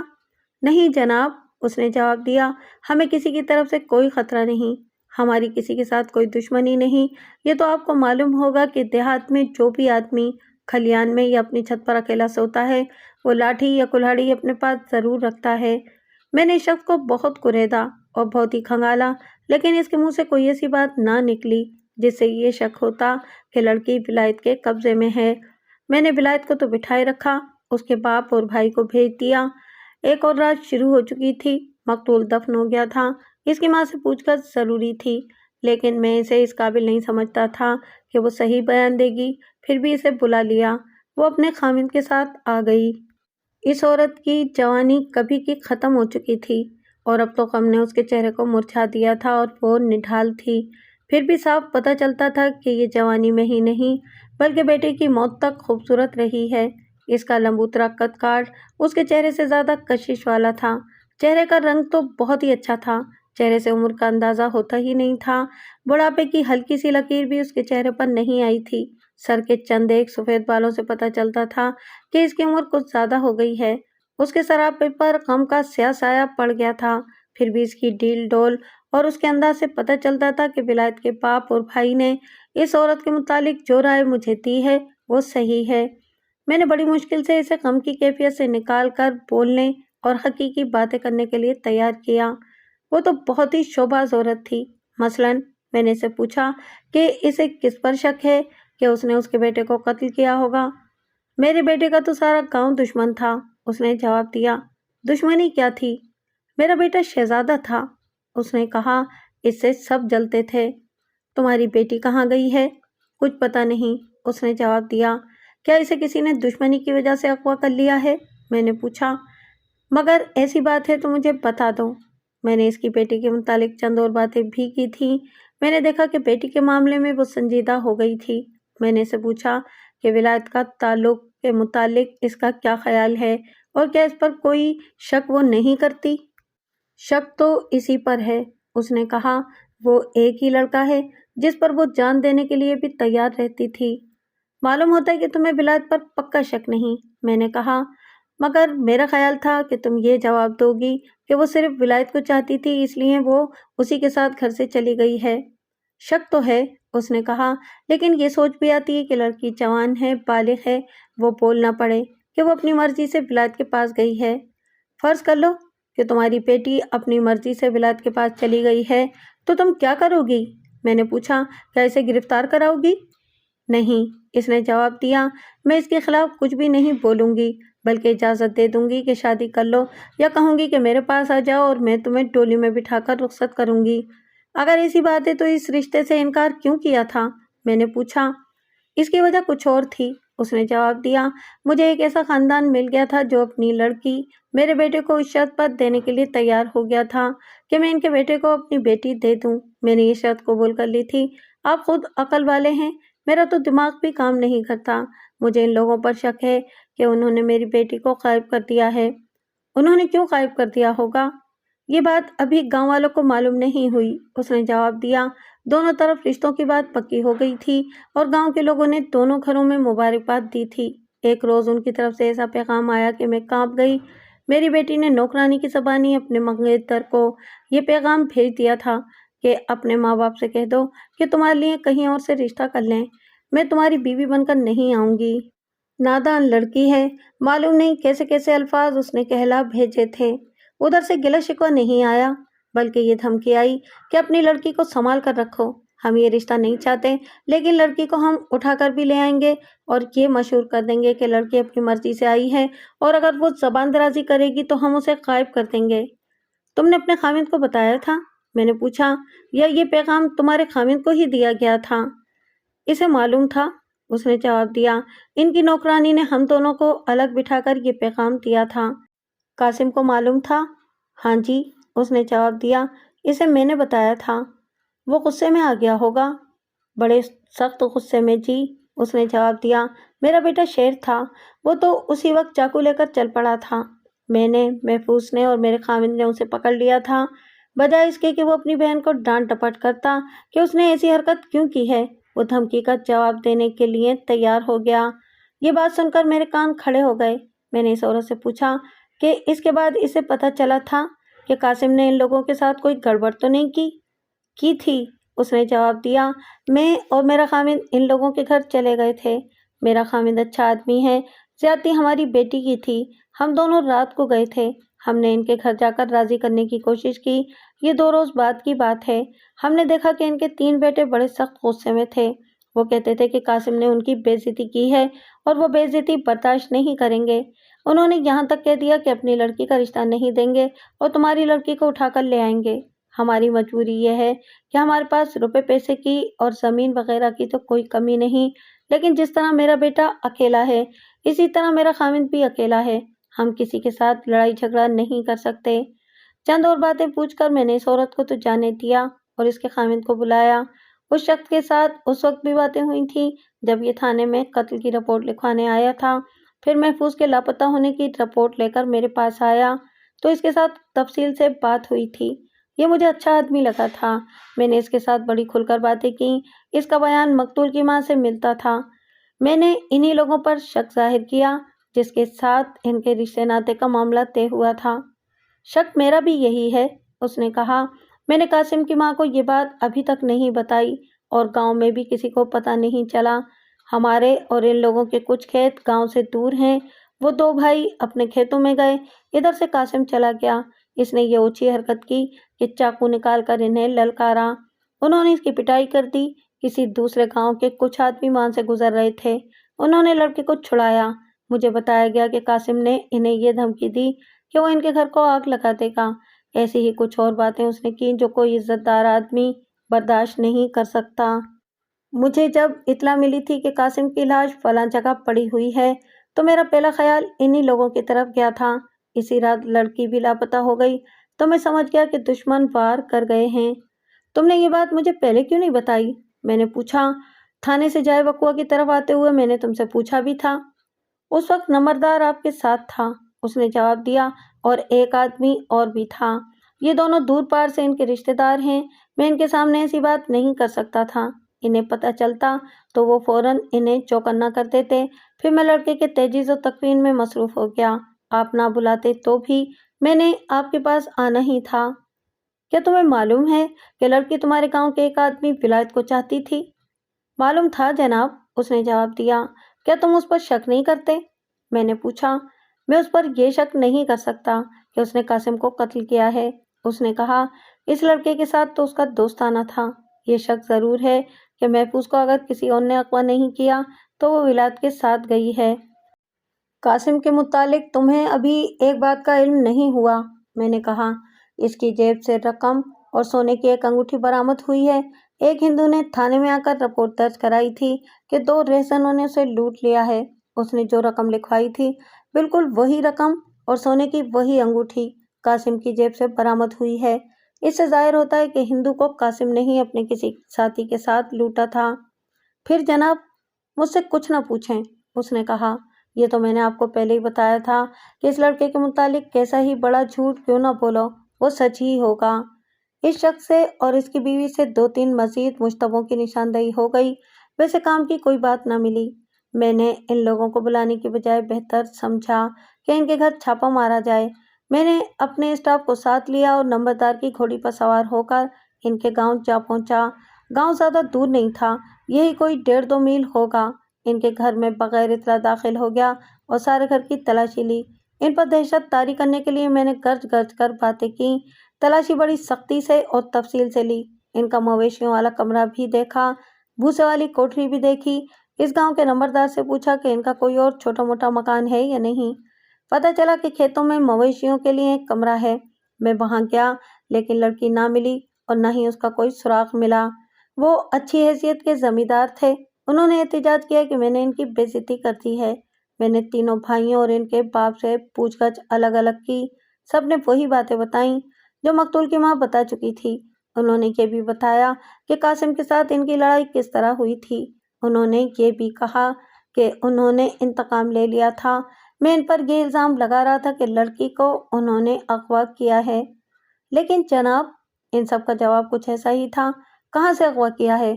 کیا ہم جن بھوت ہیں کہ لڑکی کو اس کے گھر سے اٹھا لائے ہیں؟ ان کے لیے یہی بے عزتی بہت ہے کہ ہم نے ان کی لڑکی کا رشتہ لینے سے انکار کر دیا ہے اور اپنی لڑکی کا رشتہ انہیں نہیں دے رہے۔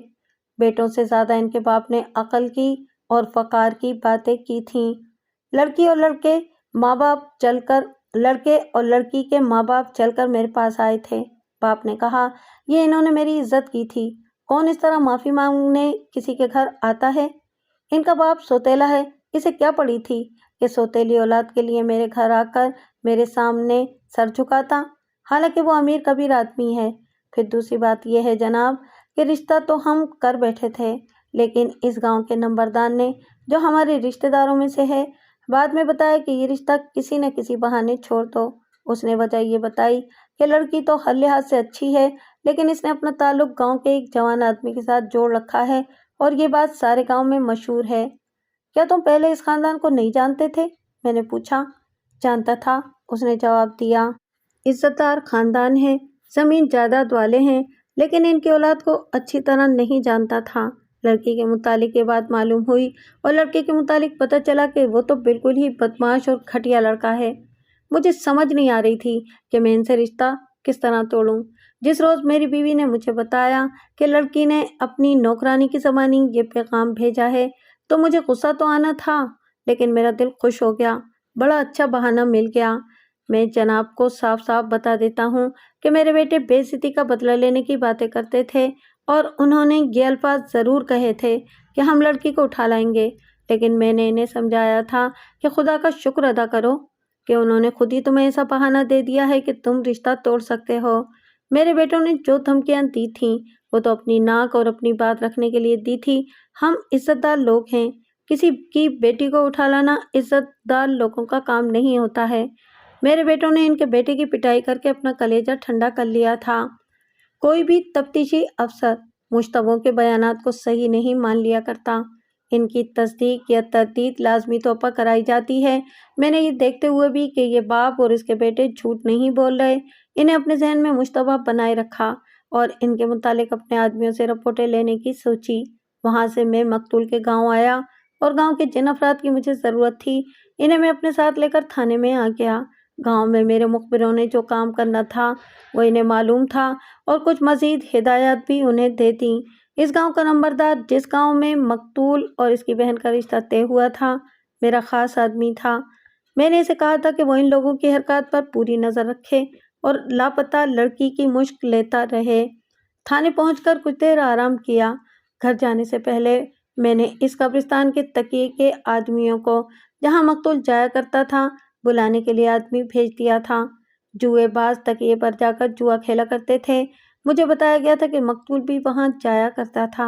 میں 2-2.5 گھنٹے آرام کر کے تھانے میں آیا تو 3-4 آدمی آئے ہوئے تھے اور جو باقاعدگی سے تکیے پر جاتے تھے۔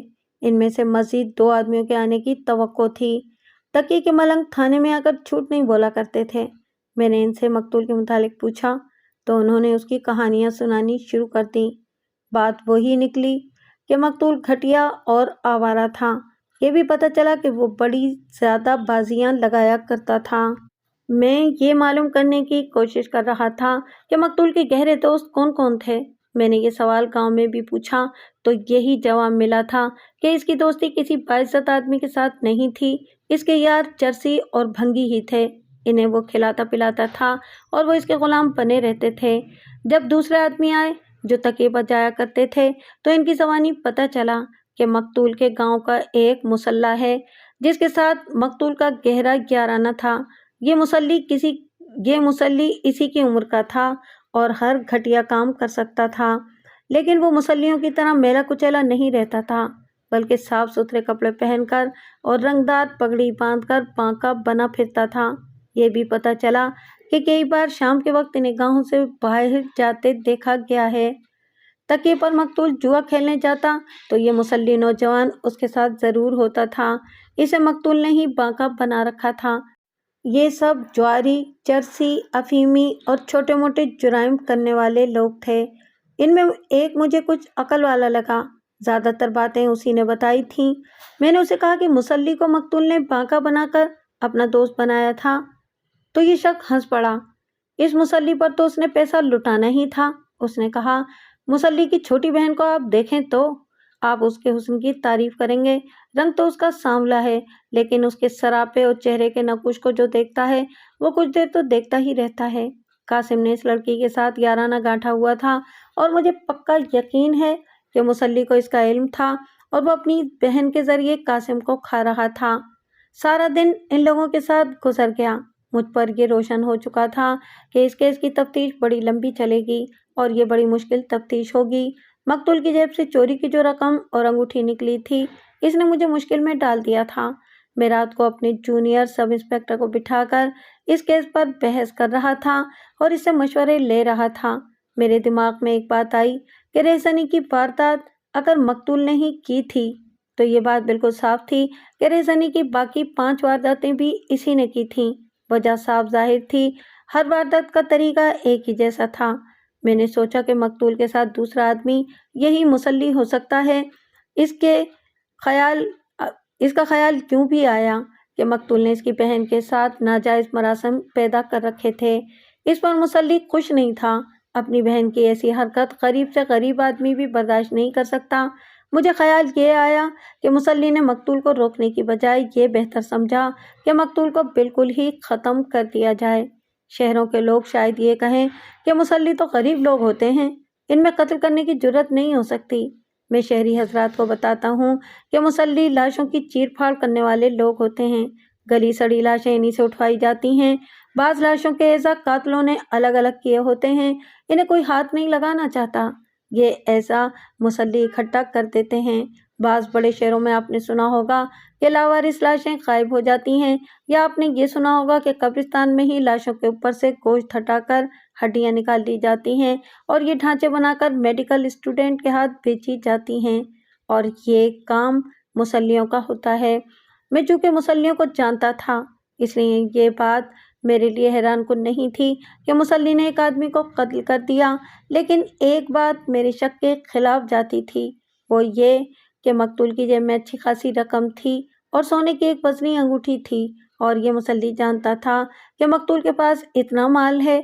अगर वो कातिल होता तो इतनी रकम और इतनी कीमती अंगूठी कभी न छोड़ता। इससे ये ज़ाहिर हुआ कि ये मुसल्ली कातिल नहीं, या ये मकतूल के साथ था ही नहीं, लेकिन मैं इसे नज़रअंदाज नहीं कर सकता था। मैंने एक कांस्टेबल को मकतूल के गांव भेजा और इसे कहा कि मुसल्ली और इसकी बहन को अपने साथ ले आए और रास्ते में इन्हें आपस में कोई बात ना करने दे। यह कांस्टेबल रवाना हुआ तो मेरे जूनियर सब इंस्पेक्टर ने कहा कि एक कांस्टेबल पर इतना एतमाद नहीं करना चाहिए, किसी हेड कांस्टेबल को साथ जाना चाहिए। मैंने कांस्टेबल के पीछे एक हेड कांस्टेबल को भेज दिया। रात का वक्त था, मैं इतना ज़्यादा थक गया था कि फिर घर चला गया और थाने में ये सब कह आया कि जब मुसल्ली आए तो इसी वक्त मुझे बुला लिया जाए। इस तरह मुझे 3-3.5 घंटे आराम मिल गया। फजर की अजान के वक्त मुझे जगाया गया। मैं थाने गया। मुसल्ली की बहन को देखकर ख्याल आया कि ये इससे ज़्यादा खूबसूरत है जितनी मुझे बताई गई थी। मैंने पहले मुसल्ली को अपने पास बुलाया। मैंने इरादा किया कि पहले इसे थोड़ी सी फेंटी लगा लूं, फिर ये सही बातें करेगा। लेकिन मुझे ख्याल आ गया कि मैंने विलायत को मुश्तबा समझा था और इस पर हाथ नहीं उठाया था। फिर मैंने 3 भाइयों और इनके बाप को शामिल तफ्तीश किया। इन पर मेरा शक ज़्यादा था, लेकिन इन पर भी मैंने हाथ नहीं उठाया था। फिर मैं इस मुसल्ली पर क्यों हाथ उठाता? सिर्फ इसलिए कि यह गरीब आदमी है और इसकी कोई ज़ात नहीं। मुझे देखकर इसने दोनों हाथ अपने माथे पर रखे, फिर हाथ जोड़कर मेरे सामने खड़ा हो गया। मैंने इसे कहा कि कुर्सी पर बैठो तो वो फर्श पर बैठ गया। मैंने इसे कुर्सी पर बिठाया और पूछा कि कासिम इसका गहरा दोस्त था। गरीब और अमीर की क्या दोस्ती होती है हुजूर? उसने गुलामों की तरह कहा। मैं तो इसका नौकर था। तुम हर वक्त उसके साथ रहते थे? मैंने कहा। मैं तो इसके हुक्म का गुलाम था जी। उसने कहा। मैं जो बात पूछना चाहता हूँ उसका जवाब दो। मैंने ज़रा गुस्से से कहा। वो तुम्हारा दोस्त था और वो कत्ल हो गया है।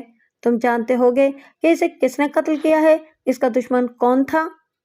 ये ठीक है कि वो मेरा दोस्त था, उसने कहा, लेकिन सिर्फ मैं हूँ जो उसका दोस्त था। उसका ऐसा दुश्मन कोई भी नहीं था जो उसे कत्ल कर देता। क्या तुम उसके दुश्मन नहीं थे? मैंने कहा। नहीं अंदाता, उसने हाथ जोड़कर कहा। मैंने कहा था कि मैं उसका दोस्त था। तुम नहीं, मैंने कहा। तुम्हारी बहन उसकी दोस्त थी और तुम्हें मालूम था। कहो ये सही है या गलत? सही है हुजूर, उसने ज़रा दबी हुई आवाज़ में कहा। यह गरीब की मजबूरी है, हमारी कोई इज्जत नहीं होती हुजूर। उसने कुछ छुपाया नहीं, बड़े आराम से एतराफ़ कर लिया कि उसकी बहन कासिम की दोस्त थी और इस शख्स ने इस सिलसिले को कबूल कर रखा था, बल्कि वो तो खुश था। तुमने ये बात मान ली है? मैंने इसे कहा। अब ये भी बता दो कि तुम और कासिम रहज़नी की वारदातें किया करते थे। नहीं, उसने घबराहट से हकलाती हुई आवाज़ में कहा। मुझ गरीब पर इतना बड़ा इल्ज़ाम ना लगाएं। आपके बच्चों को दुआएं दूंगा, सारी उम्र आपकी गुलामी करूंगा, मुझे इतनी मुसीबत में न डालें। तुम हर वक्त उसके साथ रहते थे? मैंने कहा। सिर्फ तुम इसके दोस्त थे, लेकिन वो अपना हर काम में मुझे अपने साथ नहीं रखता था मेरे बादशाह, उसने रूंधी हुई आवाज़ में कहा। मुझे शक भी नहीं हुआ था कभी कि वो रहज़नी करता है। तुम्हें ज़रूर मालूम होगा कि उसका दूसरा दोस्त कौन था। मैं नहीं जानता मेरे आका, उसने कहा। क्या उसने कभी बताया था तुम्हें कि सौतेरे बाप ने उसे पैसे देने बंद कर दिए हैं? मैंने पूछा। नहीं अंदाता, उसने खौफज़दा आवाज़ में कहा। मैंने इसे प्यार और शफकत से भी पूछा और डराया धमकाया भी, लेकिन वो इनकार करता रहा, फिर रो पड़ा। मैंने इसे बाहर बिठाकर गौर किया और दिमाग पर बहुत जोर दिया। अगर उसने मकतूल को कत्ल किया होता तो ये इसकी जेब से पैसे और अंगूठी निकाल लेता। अगर कत्ल इसके सामने हुआ था तो ये बाद में जाकर मकतूल की जेब से माल निकाल लाता। اس کی بہن کو بلایا اور اسے مقتول کے ساتھ تعلقات کے متعلق پوچھا تو اس نے تسلیم کر لیا کہ مقتول کے ساتھ اس کے مراسم کیسے تھے۔ میرے پوچھنے پر اس نے بتایا کہ اس کے بھائی کو ان کے تعلقات کا علم تھا اور وہ اس کی حوصلہ افزائی کرتا تھا۔ اسے اپنے بھائی اور مقتول کی باہر کی سرگرمیوں کا کچھ علم نہیں تھا۔ میں نے اس مسلی اور اس کی بہن کو ذرا سا بھی پریشان نہ کیا، لیکن ان پر دباؤ ڈالے رکھنے کے لیے انہیں جانے نہ دیا، تھانے میں بٹھائے رکھا۔ اگلا دن گزر گیا، اگلی رات بھی گزر گئی۔ ان دونوں کو باری باری پوچھ گچھ کے لیے اپنے پاس 3-4 دفعہ بٹھایا، ہر ڈھنگ کھیلا، لیکن ان کے بیان نہ بدلے۔ میں نے محفوظ کی گمشدگی کے سلسلے میں یہ کارروائی کی تھی کہ دوسرے تھانوں کو اشتہار شور و غوغا بھجوانے کا انتظام کر دیا تھا۔ ایک اور رات گزر گئی تو میں نے مسلی اور اس کی بہن کو جانے کی اجازت دے دی۔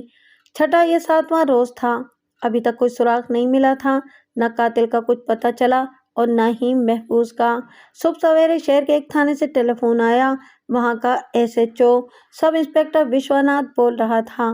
یہ شہر میرے تھانے سے 11 میل اور مقتول کے گاؤں سے 7 میل اور 2-3 فرلانگ دور تھا۔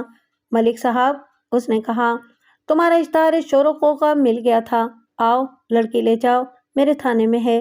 مجھے ویسی ہی خوشی ہوئی جیسی اس وقت ہوتی ہے جب عید الفطر کا چاند نظر نہیں آتا اور رات 10-11 بجے اعلان ہوتا ہے کہ فلاں فلاں جگہ چاند نظر آ گیا ہے اور کل عید ہوگی۔ وشواناتھ نے بہت ہی مختصر بتایا تھا کہ اس نے لڑکی کو کس طرح پکڑا ہے۔ میں نے اسی وقت اپنے جونیئر سب انسپکٹر کو بھیج دیا۔ وہ کانسٹیبلوں کو ساتھ لے کر تھانے والے گاؤں کے ٹانگے پر گیا اور تقریباً 4 گھنٹوں بعد واپس آیا تو اس کے ساتھ ایک آدمی تھا جس کی عمر 25 سال کے لگ بھگ ہوگی۔ اسے ہتھ کڑی لگی ہوئی تھی۔ ایک لڑکی بھی ساتھ تھی، عمر 18-19 سال ہوگی، خوبصورت لڑکی تھی۔ میں نے پہلے لڑکی کا بیان لیا، وہ رو رہی تھی، وہ محفوظ بیگم تھی۔ کیا یہ سچ ہے کہ میرا بھائی قتل ہو گیا ہے؟ اس نے روتے ہوئے پوچھا۔ اگر تمہارے بھائی کا نام قاسم ہے تو اسے قتل ہوئے 6-7 دن گزر گئے ہیں۔ میں نے کہا، تم پہلے یہ بتاؤ کہ تم شہر کس طرح پہنچی تھیں اور کس طرح پکڑی گئی ہو۔ میں تمہیں ساری بات سناؤں گا کہ تمہارا بھائی کہاں اور کس طرح قتل ہوا ہے۔ اس نے اونچی آواز میں رونا شروع کر دیا۔ مقتول اس کا اکلوتا بھائی تھا۔ وہ کہنے لگی کہ پہلے اپنے گھر جائے گی۔ میں نے اسے بتایا کہ وہ بیان دے کر ہی گھر جا سکے گی۔ بہت ہی مشکل سے اس نے بیان دیا۔ میں یہ بیان اپنے لفظوں میں سناؤں گا۔ اس نے پہلی بات تو یہ کہی کہ وہ ولایت کے ساتھ گھر سے نکل کر گئی تھی۔ گھر سے نکلنے کی وجہ اس نے وہی بتائی جو پہلے بیان ہو چکی ہے کہ ماں نے اس کا رشتہ ولایت کو دینے سے انکار کر دیا تھا۔ اس کی اور ولایت کی محبت کی جو باتیں میں دوسروں کی زبانی سن چکا تھا وہ اس لڑکی نے بھی سنائیں۔ وہ ولایت کے معاملے میں بہت ہی جذباتی تھی، چونکہ انہوں نے طے کر رکھا تھا کہ شادی کریں گے، اس لیے ان کی محبت محفوظ کے بیان کے مطابق پاک تھی۔ کیا ولایت نے بھی شہر میں رہنا تھا؟ میں نے پوچھا۔ میرا مطلب یہ ہے کہ تم دونوں نے آئندہ کے لیے کیا سوچا تھا؟ تم دونوں نے گاؤں کو تو ہمیشہ کے لیے چھوڑ دینا تھا۔ نہیں، محفوظ نے جواب دیا، ولایت نے یہ کہا تھا کہ وہ مجھے اپنے دوست کے پاس چھوڑ دے گا اور خود واپس گاؤں میں آ جائے گا۔ ظاہر ہے کہ میرے ماں باپ میری تلاش میں پریشان ہوں گے۔ ولایت کہتا تھا کہ وہ میری ماں سے کہے گا کہ ادھر سے رشتہ توڑ دو اور محفوظ کے ساتھ شادی میرے ساتھ کر دو تو محفوظ واپس آ جائے گی۔ کیا تم دونوں نے یہ نہیں سوچا کہ تمہاری گمشدگی کی رپورٹ تھانے میں درج ہو جائے گی؟ میں نے پوچھا۔ ولایت نے بھی یہ بات کی تھی، محفوظ نے کہا۔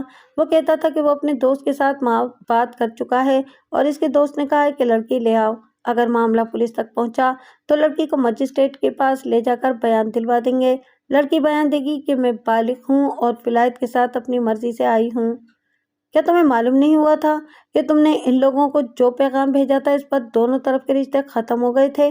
میں نے پوچھا۔ نہیں، اس نے جواب دیا، ادھر سے دھمکیاں آئی تھیں کہ ہم لڑکی کو اٹھا کر لے آئیں گے۔ میری ماں اور سوتیلا باپ وہاں گئے بھی تھے۔ ان دونوں نے مجھے بہت ڈانٹا تھا، لیکن یہ نہیں بتایا تھا کہ رشتے ختم کر دیے گئے ہیں۔ مجھے گھر سے باہر نکلنے سے منع کر دیا گیا تھا۔ میری نوکرانی میری ہمدرد تھی، اس کے ذریعے میری اور ولایت کی باتیں ہوتی تھیں۔ اسی کے ذریعے ہم نے گھر سے بھاگنے کا دن اور وقت طے کیا تھا۔ اس پروگرام کے مطابق محفوظ گھر سے نکل آئی۔ گھر سے نکلنا مشکل نہیں تھا۔ وہ حویلی کے ایک برآمدے میں اکیلی تھی۔ اس کے ساتھ اس کا بھائی قاسم کی چرپائی ہوتی تھی، لیکن قاسم حسب معمول ابھی گھر نہیں آیا تھا۔ ان کے माँ बाप सो गए थे और महफूज जाग रही थी। वो आहिस्ता से उठी। डेवड़ी के दरवाजे की जंजीर खुली हुई थी। वो दबे पाँव बाहर निकल गई। यह न समझें कि वो आधी रात के लगभग या इसके बाद निकली होगी। देहात में अब भी लोग सूरज गुरूब होने के बाद खाना खाते और सो जाते हैं और फजर की अजान के साथ जाग उठते और अपने काम काज में लग जाते हैं। रात के 9 बजे को वो आधी रात कहते हैं। इस वक्त भी देहातियों का यही मामूल था। मेरे अंदाजे के मुताबिक महफूज घर से 9 बजे के लगभग निकल गई थी। उसने घर से एक पैसा भी ना लिया। उसने 2 झुमकियां पहनी हुई थीं। सिर्फ ये जेवर था जो वो अपने साथ लाई थी। उसने बताया कि उसे मंगनी की अंगूठी डाली गई थी जो उसने उसी रोज उतार कर माँ को दे दी थी। वो अपने साथ कपड़ों का सिर्फ एक फालतू जोड़ा ले गई थी। विलायत ने इसे गांव के बाहर जो जगह बताई थी वो इस जगह खड़ा था। दोनों पैदल चल पड़े। शहर तक फासला 7 मील से ज्यादा था। वो पैदल चलने का जमाना था। देहात के लोग बहुत तेज चलते और एक एक दिन में कई कई मील सफर कर लेते थे। ये दोनों जवान थे और खतरे में भी थे, इसलिए मामूल की रफ्तार से खासा तेज चलने लगे। वो जब उस जगह पहुंचे जहां कासिम की लाश पड़ी मिली थी तो अचानक एक आदमी सामने आ गया और उसने चाकू की नोक विलायत के सीने पर रख दी और कहा कि जेब में जो कुछ है निकाल दो। यही वो जगह थी जहां विलायत को दोनों राहजनों ने लूटा था और वो इन राहजनों को ढूंढता फिरता था। महफूज विलायत के पीछे हो गई। एक आदमी पीछे से आ रहा था। महफूज ने विलायत को बताया कि पीछे का ख्याल करो। महफूज विलायत के पहलू में हो गई। विलायत ने बहुत तेजी से हरकत की। उसके हाथ में कुल्हाड़ी थी। ये लकड़ियां काटने वाली कुल्हाड़ी नहीं थी। देहात में अब भी लोग बड़ी खूबसूरत कुल्हाड़ी साथ रखते हैं। ब्लेड को चमकाकर उसकी धार को तेज करके रखते हैं। महफूज ने बताया कि पिछले आदमी के पहुंचने तक विलायत पीछे हटा और उसने बड़े जोर से कुल्हाड़ी घुमाई।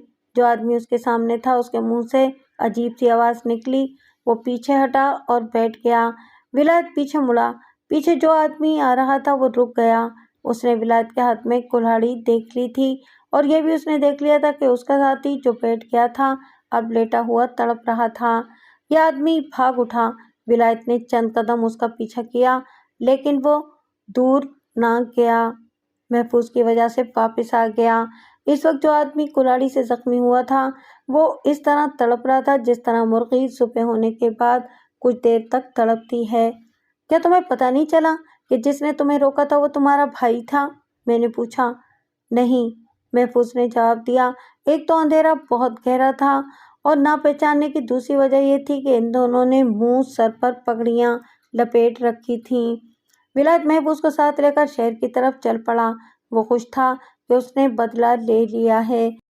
इसने पहले भी महफूज को किसी मुलाकात के दौरान सुनाया था कि 2 रहजनों ने उसे लूट लिया है और वो पूछता फिर रहा है कि वो कौन थे। वो इनसे बदला लेना चाहता था।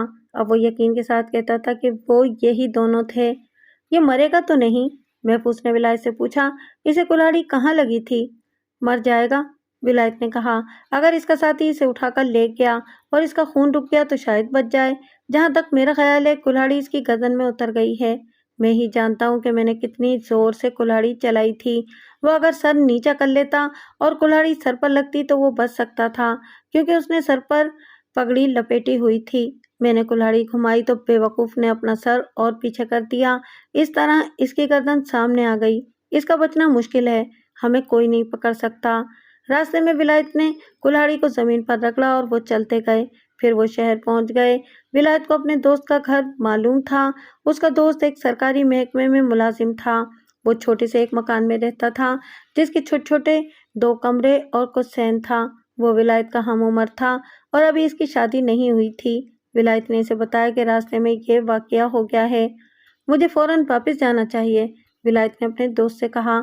एक तो ये देखना है कि ये रेजन वहीं पड़ा हुआ है या इसे कोई उठाकर ले गया है और असल वजह वापस जाने की यह है कि सुबह महफूज के वालिदैन को इसकी गुमशुदगी का पता चलेगा तो वो पहली बात यही कहेंगे कि इसे मैं ले गया हूँ। मैं रात ही रात वापस गांव पहुंच जाऊंगा और सुबह घर से निकलूंगा तो सब देख लेंगे कि मैं गांव में ही हूँ। महफूज के साथ विलायत ने ये बात पहले ही तय कर रखी थी। इसे अपने दोस्त पर पूरा पूरा भरोसा था। वो महफूज को वहां छोड़कर आ गया। वहाँ से रवाना होते वक्त विलायत के दोस्त ने इसे कहा था कि वो 3-4 रोज गांव से बाहर ना निकले वरना शक होगा। महफूज को विलायत के दोस्त के साथ रहते 2 दिन गुजर गए थे। इस दोस्त का नाम असलम था और महफूज के गांव के साथ वाले गांव का वो रहने वाला था। दूसरे दिन शाम को असलम ने महफूज से कहा कि वो इसके गांव जा रहा है क्योंकि इसे विलायत के मुतालिक परेशानी सी है, कहीं ऐसा ना हो कि वो पुलिस के जाल में आ गया हो। उसने महफूज को बताया कि वो रात को ही वापस आ जाएगा। वो चला गया। मकान के बाहर वो ताला लगा गया था। महफूज घर में अकेली रही। इसे कोई खतरा और डर महसूस ना हुआ। असलम सुबह तुलू होने से पहले वापस आ गया। उसने महफूज को बताया कि उसकी गुमशुदगी की रिपोर्ट थाने में दी गई है। विलायत से पूछा गया था लेकिन बहुत से गवाह मिल गए जिन्होंने पुलिस को बताया कि ये रात को गांव में ही था और सुबह सवेरे घर से निकला था। इस तरह इसके खिलाफ जो शक था वो खत्म हो गया है। इसने महफूज को ये भी बताया कि वो विलायत को कहकर आया है। इसने महफूज को ये भी बताया कि विलायत को वो कह आया है कि जब तक पुलिस की तफ्तीश खत्म नहीं हो जाती वो गांव से बाहर न निकले। महफूज ये सुनकर खुश हो गई और उसने इस सूरत हाल को कबूल कर लिया कि विलायत बहुत दिन तक नहीं आएगा। महफूज ने असलम से पूछा कि इस रेजन का कुछ पता नहीं चला होगा जिसे विलायत ने कुल्हाड़ी मारी थी। असलम ने इसे बताया कि गांव में किसी ने इसकी बात ही नहीं की। इससे अगली रात का वाकया है। महफूज की आंख खुल गई। वो सहन में सोती थी। असलम की चारपाई बरामदे में होती थी। महफूज की आंख खुली तो वो डर कर उठ बैठी। इसकी पायती कोई बैठा हुआ था। अगर वो पहचान ना लेती तो उसके मुंह से चीख निकल जाती। इसकी पायती में असलम बैठा हुआ था। महफूज ने उससे पूछा कि वो यहाँ क्यों बैठा हुआ है। मुझे यहाँ बैठे 1 घंटा हो गया है, असलम ने कहा। तो मैं देखता रहा हूँ। वक्त आधी रात के बहुत बाद का था। चांद आधी रात के बाद ऊपर आता था। चांदनी बहुत ही साफ और शफाफ थी। इस चांदनी में तुम मुझे बहुत ही खूबसूरत लग रही थी, असलम ने जज्बाती से लहजे में कहा। अगले जहान बहश्त में हूरें ऐसी ही खूबसूरत होंगी। मैं तुम्हारे सरापे को हाथ लगाने से डरता था। मैं सोचता था कि तुमसे पूछकर ही हाथ लगाऊंगा कि तुम इस दुनिया की औरत हो या आसमानों की मखलूक हो। महफूज इतनी कम अकल तो नहीं थी कि एक जवान आदमी की नीयत को ना समझ सकती। असलम, उसने तहम्मुल और इत्मीनान से कहा, मैं तुम्हारे दोस्त की अमानत हूँ। यह ख्याल करो कि इसे तुम पर कितना भरोसा है। मैं अमानत में खयानत नहीं करना चाहता, असलम ने कहा, लेकिन तुम्हारे इस हुस्न ने मुझ पर जो जादू कर दिया है, मैं इससे भी नहीं बच सकता। उस रात ये मामला जो महफूज को किसी कीमत पर पसंद नहीं था, बातों बातों में टल गया। लेकिन अगली रात असलम ने बदनीयती का पुख्ता इरादा कर लिया था। उसने महफूज पर दस्तराजी की। महफूज ने कहा कि वो यहाँ नहीं रहेगी। जाओ जाओ जाओ, असलम ने कहा। चली जाओ, पर जाओगी कहाँ? अपने घर जाऊंगी, महफूज ने कहा। सीधी जेल में जाओगी, असलम ने कहा। तुम्हारे सौतेले बाप ने थाने में तुम्हारे खिलाफ रिपोर्ट लिखवाई है कि तुम घर का जेवर और बहुत सी रकम चोरी करके भागी हो। तुम गांव पहुंचोगी तो पुलिस तुम्हें गिरफ्तार कर लेगी। महफूज के पांव तले से जमीन निकल गई। रोने और मिन्नतें करने के सिवा वो और कुछ भी नहीं कर सकती थी। उसने असलम से कहा कि वो इसी घर में छुरी या चाकू को अपने सीने में उतार लेगी और मरते मरते बयान देगी कि इसे असलम ने कत्ल किया है। उस रात भी मामला टल गया। आज मुझे अच्छी तरह याद नहीं कि 1 दिन और गुजरा या 2 दिन और गुजरे। बहरहाल वाकया यूं हुआ कि रात के वक्त असलम ने उसे जगाया और अपने सामने बिठा लिया। मेरी बात गौर से सुनो महफूज, असलम ने इसे कहा। विलायत को भूल जाओ, वो अब तुम्हें कभी नहीं मिलेगा। तुम अब मेरे साथ शादी कर लो और यही तुम्हारे लिए बेहतर है। सुनो असलम, महफूज ने कहा, मैंने अपने माँ बाप की परवाह नहीं की थी। तुम ये न समझो कि मुझे पनाह देकर तुमने मुझ पर बड़ा एहसान किया है। विलायत आएगा और ज़रूर आएगा। मुझे धोखा न दो, मैं विलायत को धोखा नहीं दे सकती। मेरा जिस्म, मेरी रूह सिर्फ विलायत के लिए है। किस विलायत की बात करती हो? असलम ने कहा। वो विलायत जिसने तुम्हारे अकलौते भाई को कत्ल कर दिया है। भाई तुम्हारे कत्ल हों? महफूज ने उसे कोसना शुरू कर दिया। झूठ वो बोलो जो मानने वाला हो। मेरे भाई को विलायत ने क्यों कत्ल करना था? रास्ते में तुम्हें और विलायत को जिस रेजन ने रोका और विलायत के सीने पर चाकू रखा था वो कासिम था, असलम ने कहा। नहीं नहीं, तुम झूठ कहते हो, महफूज ने तड़प कर कहा। वो कोई और था, मेरा भाई रेजन नहीं हो सकता। तुम्हारा भाई रहसन था या नहीं? असलम ने कहा, उस रात वो कासिम ही था जिसने विलायत को रोका था। एक तो उसने ये कहा था कि जेब में जो कुछ है मेरे हवाले कर दो, और उसने एक बात और भी कही थी। उसने तुम्हारी तरफ इशारा करके कहा था कि इसे यहीं रहने दो। कासिम दरअसल रहजनी नहीं करना चाहता था। उसने तुम्हें गांव से निकलते देख लिया था और तुम्हें वापस ले जाने के लिए रास्ते में आकर खड़ा हो गया था। महफूज ने मुझे बयान देते हुए बताया कि इसे याद आ गया कि इस आदमी ने आजिज़गी से कहा था कि इसे यहीं रहने दो। फिर भी उसने असलम की बात पर यकीन न किया कि उसका भाई उसे वापस ले जाने के लिए रास्ते में आकर खड़ा हो गया था। महफूज ने सोचा कि कासिम ने गांव में ही या जहां कहीं उसने उसे देखा था वहीं क्यों न रोक लिया। असलम इसे ये कह रहा था कि विलायत को मालूम था कि ये कासिम है, इसलिए विलायत ने उसे ऐसी जगह कुल्हाड़ी मारी कि वो वहीं तड़प तड़प कर मर गया। अगर यकीन नहीं आता तो गांव में जाकर पूछ लो, असलम ने कहा, और अपने भाई की कब्र भी देख लेना। तुमने ये बात मुझे उस रोज क्यों नहीं बताई थी जिस रोज तुम विलायत के जाने के बाद गांव गए थे? महफूज ने पूछा। मुझे विलायत ने मना किया था, असलम ने कहा। वो कहता था कि महफूज को पता चल गया तो वो गांव को उठ दौड़ेगी। इस रात असलम बिल्कुल ही दरिंदा बन चुका था। उसने देखा कि महफूज हाथ नहीं आ रही तो उसे मजबूर और बेबस लड़की समझकर उस पर हमलावर हो गया। महफूज इतनी कमजोर लड़की नहीं थी। उसने अपने आप को छुड़ाने के साथ साथ चीखों पुकार शुरू कर दी।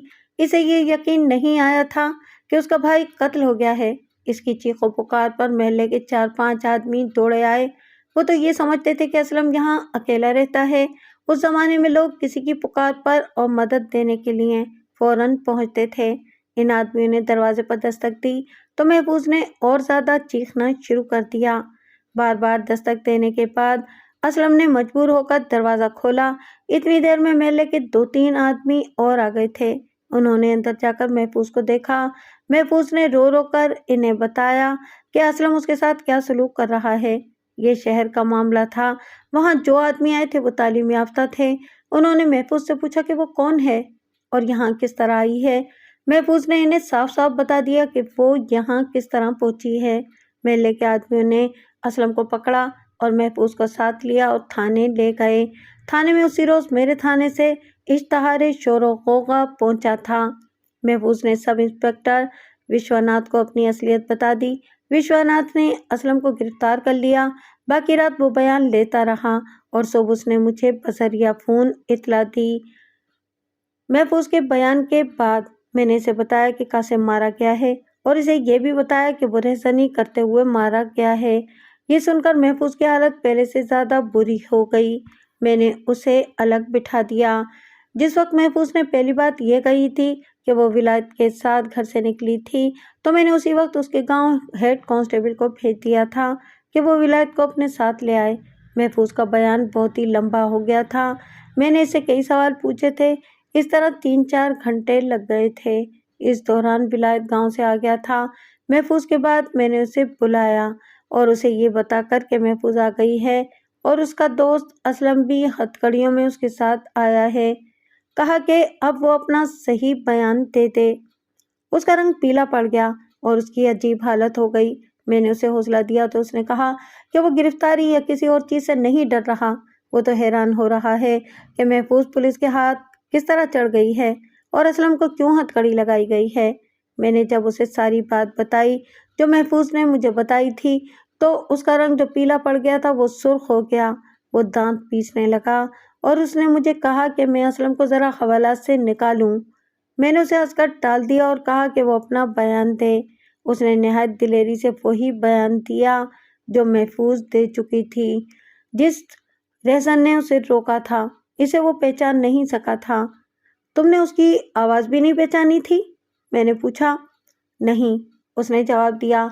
आवाज कासिम की आवाज से भारी थी। अब मैं ये कहूँगा कि उसने आवाज जानबूझकर भारी कर ली थी। अगर मैं इसे पहचान लेता तो खुदा की कसम इस पर हाथ न उठाता।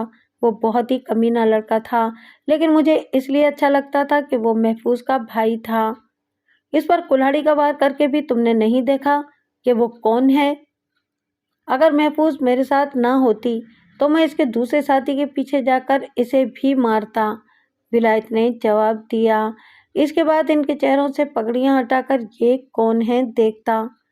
میں نے پہلے تفتیش کے دوران گاؤں میں تمہیں بلایا تھا، میں نے کہا، تم نے یہ بات مجھ سے چھپائی کیوں تھی؟ جناب عالی، اس نے کہا، قتل کا معاملہ تھا اور میں ایک لڑکی کے گھر سے نکال کر لڑکی کو لے جا رہا تھا، میں کیسے بتاتا کہ یہ دونوں جرم میرے ہیں؟ اور جناب عالی، تیسرا جرم ابھی میرے نام لکھ لیں آپ، اسلم کو میں نے قتل کرنا ہے، جہاں موقع ملا اسے قتل کر دوں گا۔ ایسی باتیں تو بہت ہوئی تھیں، میں اس کا بیان سناتا ہوں۔ اس نے محفوظ کو اپنے دوست کے پاس چھوڑ کر یہی سوچا تھا کہ اس کی ماں سے کہے گا کہ لڑکی کا رشتہ مجھے دے دو تو وہ واپس آ جائے گی، لیکن حالات کچھ اور ہو گئے۔ محفوظ کا بھائی قتل ہو گیا اور قتل بھی ولایت کے ہاتھوں ہوا۔ اسے یہ پتہ نہیں چل رہا تھا کہ اب کیا کرے۔ یہ ڈر بھی اس پر سوار ہو گیا تھا کہ محفوظ کو پتہ چلے گا تو اس کا رد عمل اس کے خلاف ہوگا۔ میں محفوظ کو اسلم کے پاس چھوڑ کر آ گیا تو 2 دنوں بعد اسلم گاؤں میں میرے پاس آیا۔ ولایت نے کہا، تو اسے پتہ چل گیا کہ یہ واقعہ ہو گیا ہے؟ اس نے فوراً کہا کہ محفوظ کو پتہ نہیں چلنا چاہیے۔ میں نے اس کی بات کو بہتر سمجھا اور کہا کہ اسے پتہ نہ چلے۔ میں نے اسلم سے کہا کہ میں 2-3 دنوں تک اس کے پاس آؤں گا، لیکن اسلم نے کہا کہ جب تک تفتیش ختم نہیں ہو جاتی گاؤں سے باہر نہ نکلنا، ورنہ تم پر شک ہوگا۔ اس نے بہت زور دیا کہ گاؤں میں ہی حاضر رہنا، خواہ 3 مہینے کیوں نہ لگ جائیں۔ میں اب سمجھا ہوں کہ وہ کسی اور نیت سے مجھے یہ مشورہ دے رہا تھا۔ وہ دراصل چاہتا تھا کہ میں اس کے پاس نہ جاؤں اور محفوظ اس کے پاس ہی رہے۔ وہ محفوظ کو مجھ سے ہٹانا چاہتا تھا۔ وہ ایسا آدمی تو نہیں تھا، اسی لیے میں نے اس کے ساتھ دوستی لگائی تھی۔ بہت مضبوط دل گردے کا آدمی تھا اور وفادار دوست تھا، لیکن ایک لڑکی کی خوبصورتی نے اس کے دل سے دوستی نکال دی۔ اس کے بعد میں نے اسلم کا بیان لیا۔ وہ اپنے کیے پر بہت نادم تھا۔ نادم اس لیے تھا کہ وہ پکڑا گیا تھا، ورنہ اس قسم کے لوگ نادم نہیں ہوا کرتے۔ اس نے اپنے جرم کا اقبال کیا اور کہا کہ وہ کتنی خوبصورت لڑکی کو اپنی پناہ میں اکیلا دیکھ کر دوستی کو بھول گیا تھا۔ اسلم دراصل میرا ملزم نہیں تھا۔ ایک ایسی لڑکی کو پناہ دینا جو اپنی مرضی سے کسی کے ساتھ گئی ہو کوئی جرم نہیں تھا۔ اگر زبردستی اغوا کی ہوئی لڑکی کو اپنے پاس چھپایا جائے یا کسی مفرور ملزم کو پناہ دی جائے تو یہ جرم ہے۔ اس کا جرم مجرمانہ حملہ تھا۔ یہ جرم شہر کے تھانے کے علاقے میں ہوا تھا، اس لیے یہ کیس وہاں چلنا تھا۔ میرے کیس میں اس کی حیثیت ایک گواہ کی تھی۔ اب یہ بالکل واضح ہو گیا کہ ولایت کو روکنے والا قاسم تھا۔ میں یہ بھی ثابت کر سکتا تھا کہ رہزنی کی پہلی وارداتیں بھی اسی نے اپنے ایک ساتھی کے ساتھ کی تھیں۔ اس طرح اس کا عمل دفعہ 302 یعنی قتل عمد کے تحت نہیں آتا تھا اور یہ اتفاقیہ یا حادثاتی قتل بھی نہیں تھا۔ ولایت نے اسے اپنی حفاظت کے لیے مارا تھا، جسے ہم لوگ حفاظت خود اختیاری سیلف ڈیفینس کہتے ہیں۔ اب اس کے ساتھی کو تلاش کرنا ضروری تھا۔ میری نظر مقتول کے مسلح دوست پر ہی پڑتی تھی۔ اسے میں نے گاؤں بھیج دیا تھا۔ مجھے یقین سا ہو گیا تھا کہ مقتول کا ساتھی یہی تھا۔ بے شک وہ غریب آدمی تھا اور قاسم روپے پیسے سے اس کا منہ بند رکھتا تھا، لیکن اپنی بہن کو کسی کی دوست بنانا معمولی سا فعل نہیں ہوتا۔ اس کا مطلب یہی تھا کہ اس نے مسلح کا جینا مرنا قاسم کے ساتھ ہی تھا۔ میں نے ایک کانسٹیبل کو گاؤں بھیجا کہ اسے اپنے ساتھ لے آئے۔ وہ آیا تو میں نے اسے کہا کہ اب وہ بڑے آرام سے اقبالی بیان دے دے، ورنہ میں اسے جینے کے قابل نہیں چھوڑوں گا۔ اس نے مجھے ٹالنے کی کوشش کی، لیکن میں نے جب اسے اپنے ہاتھ دکھائے تو وہ بول پڑا۔ اس نے رہزنی کی پہلی تمام وارداتوں کا اقبال کیا۔ اس نے پہلے مجھے یہ بیان اس ڈر سے نہیں دیا تھا کہ وہ رہزنی میں شامل تھا۔ میں نے بڑی محنت سے کیس تیار کیا، شہادت اکٹھی کی، قتل کی واردات کو حفاظت خود اختیاری میں رکھا، یعنی کیس دفعہ 302 کا نہ بنایا، کیونکہ تمام شہادت یہی ثابت کرتی تھی کہ یہ قتل عمد نہیں۔ ولایت پر پہلے بھی ایسا حملہ ہو چکا تھا اور حملہ آور کھلے ہوئے چاقوؤں سے مسلح تھے۔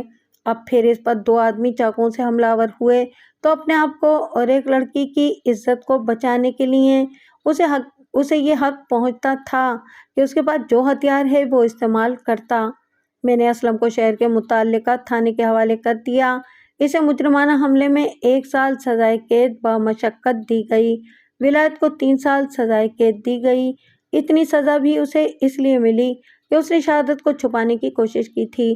اگر وہ قاسم کو قتل کر کے تھانے میں اطلاع دے دیتا تو شاید بالکل بری ہو جاتا۔ یہ تو ظاہر ہے کہ محفوظ کو اس کے وارثوں کے حوالے کر دیا گیا تھا۔ بعد میں مجھے معلوم نہیں ہو سکا کہ اس کا انجام کیا ہوا۔ میں یہ بتا سکتا ہوں کہ ولایت اسے ساری عمر نہیں مل سکتا تھا، کیونکہ اسلم اور ولایت کو ایک ہی جیل میں بھیجا گیا تھا۔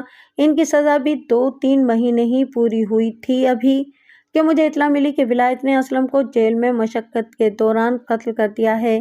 پھر مجھے یہ بھی پتہ چلا تھا کہ ولایت کو سزائے موت ہو گئی ہے۔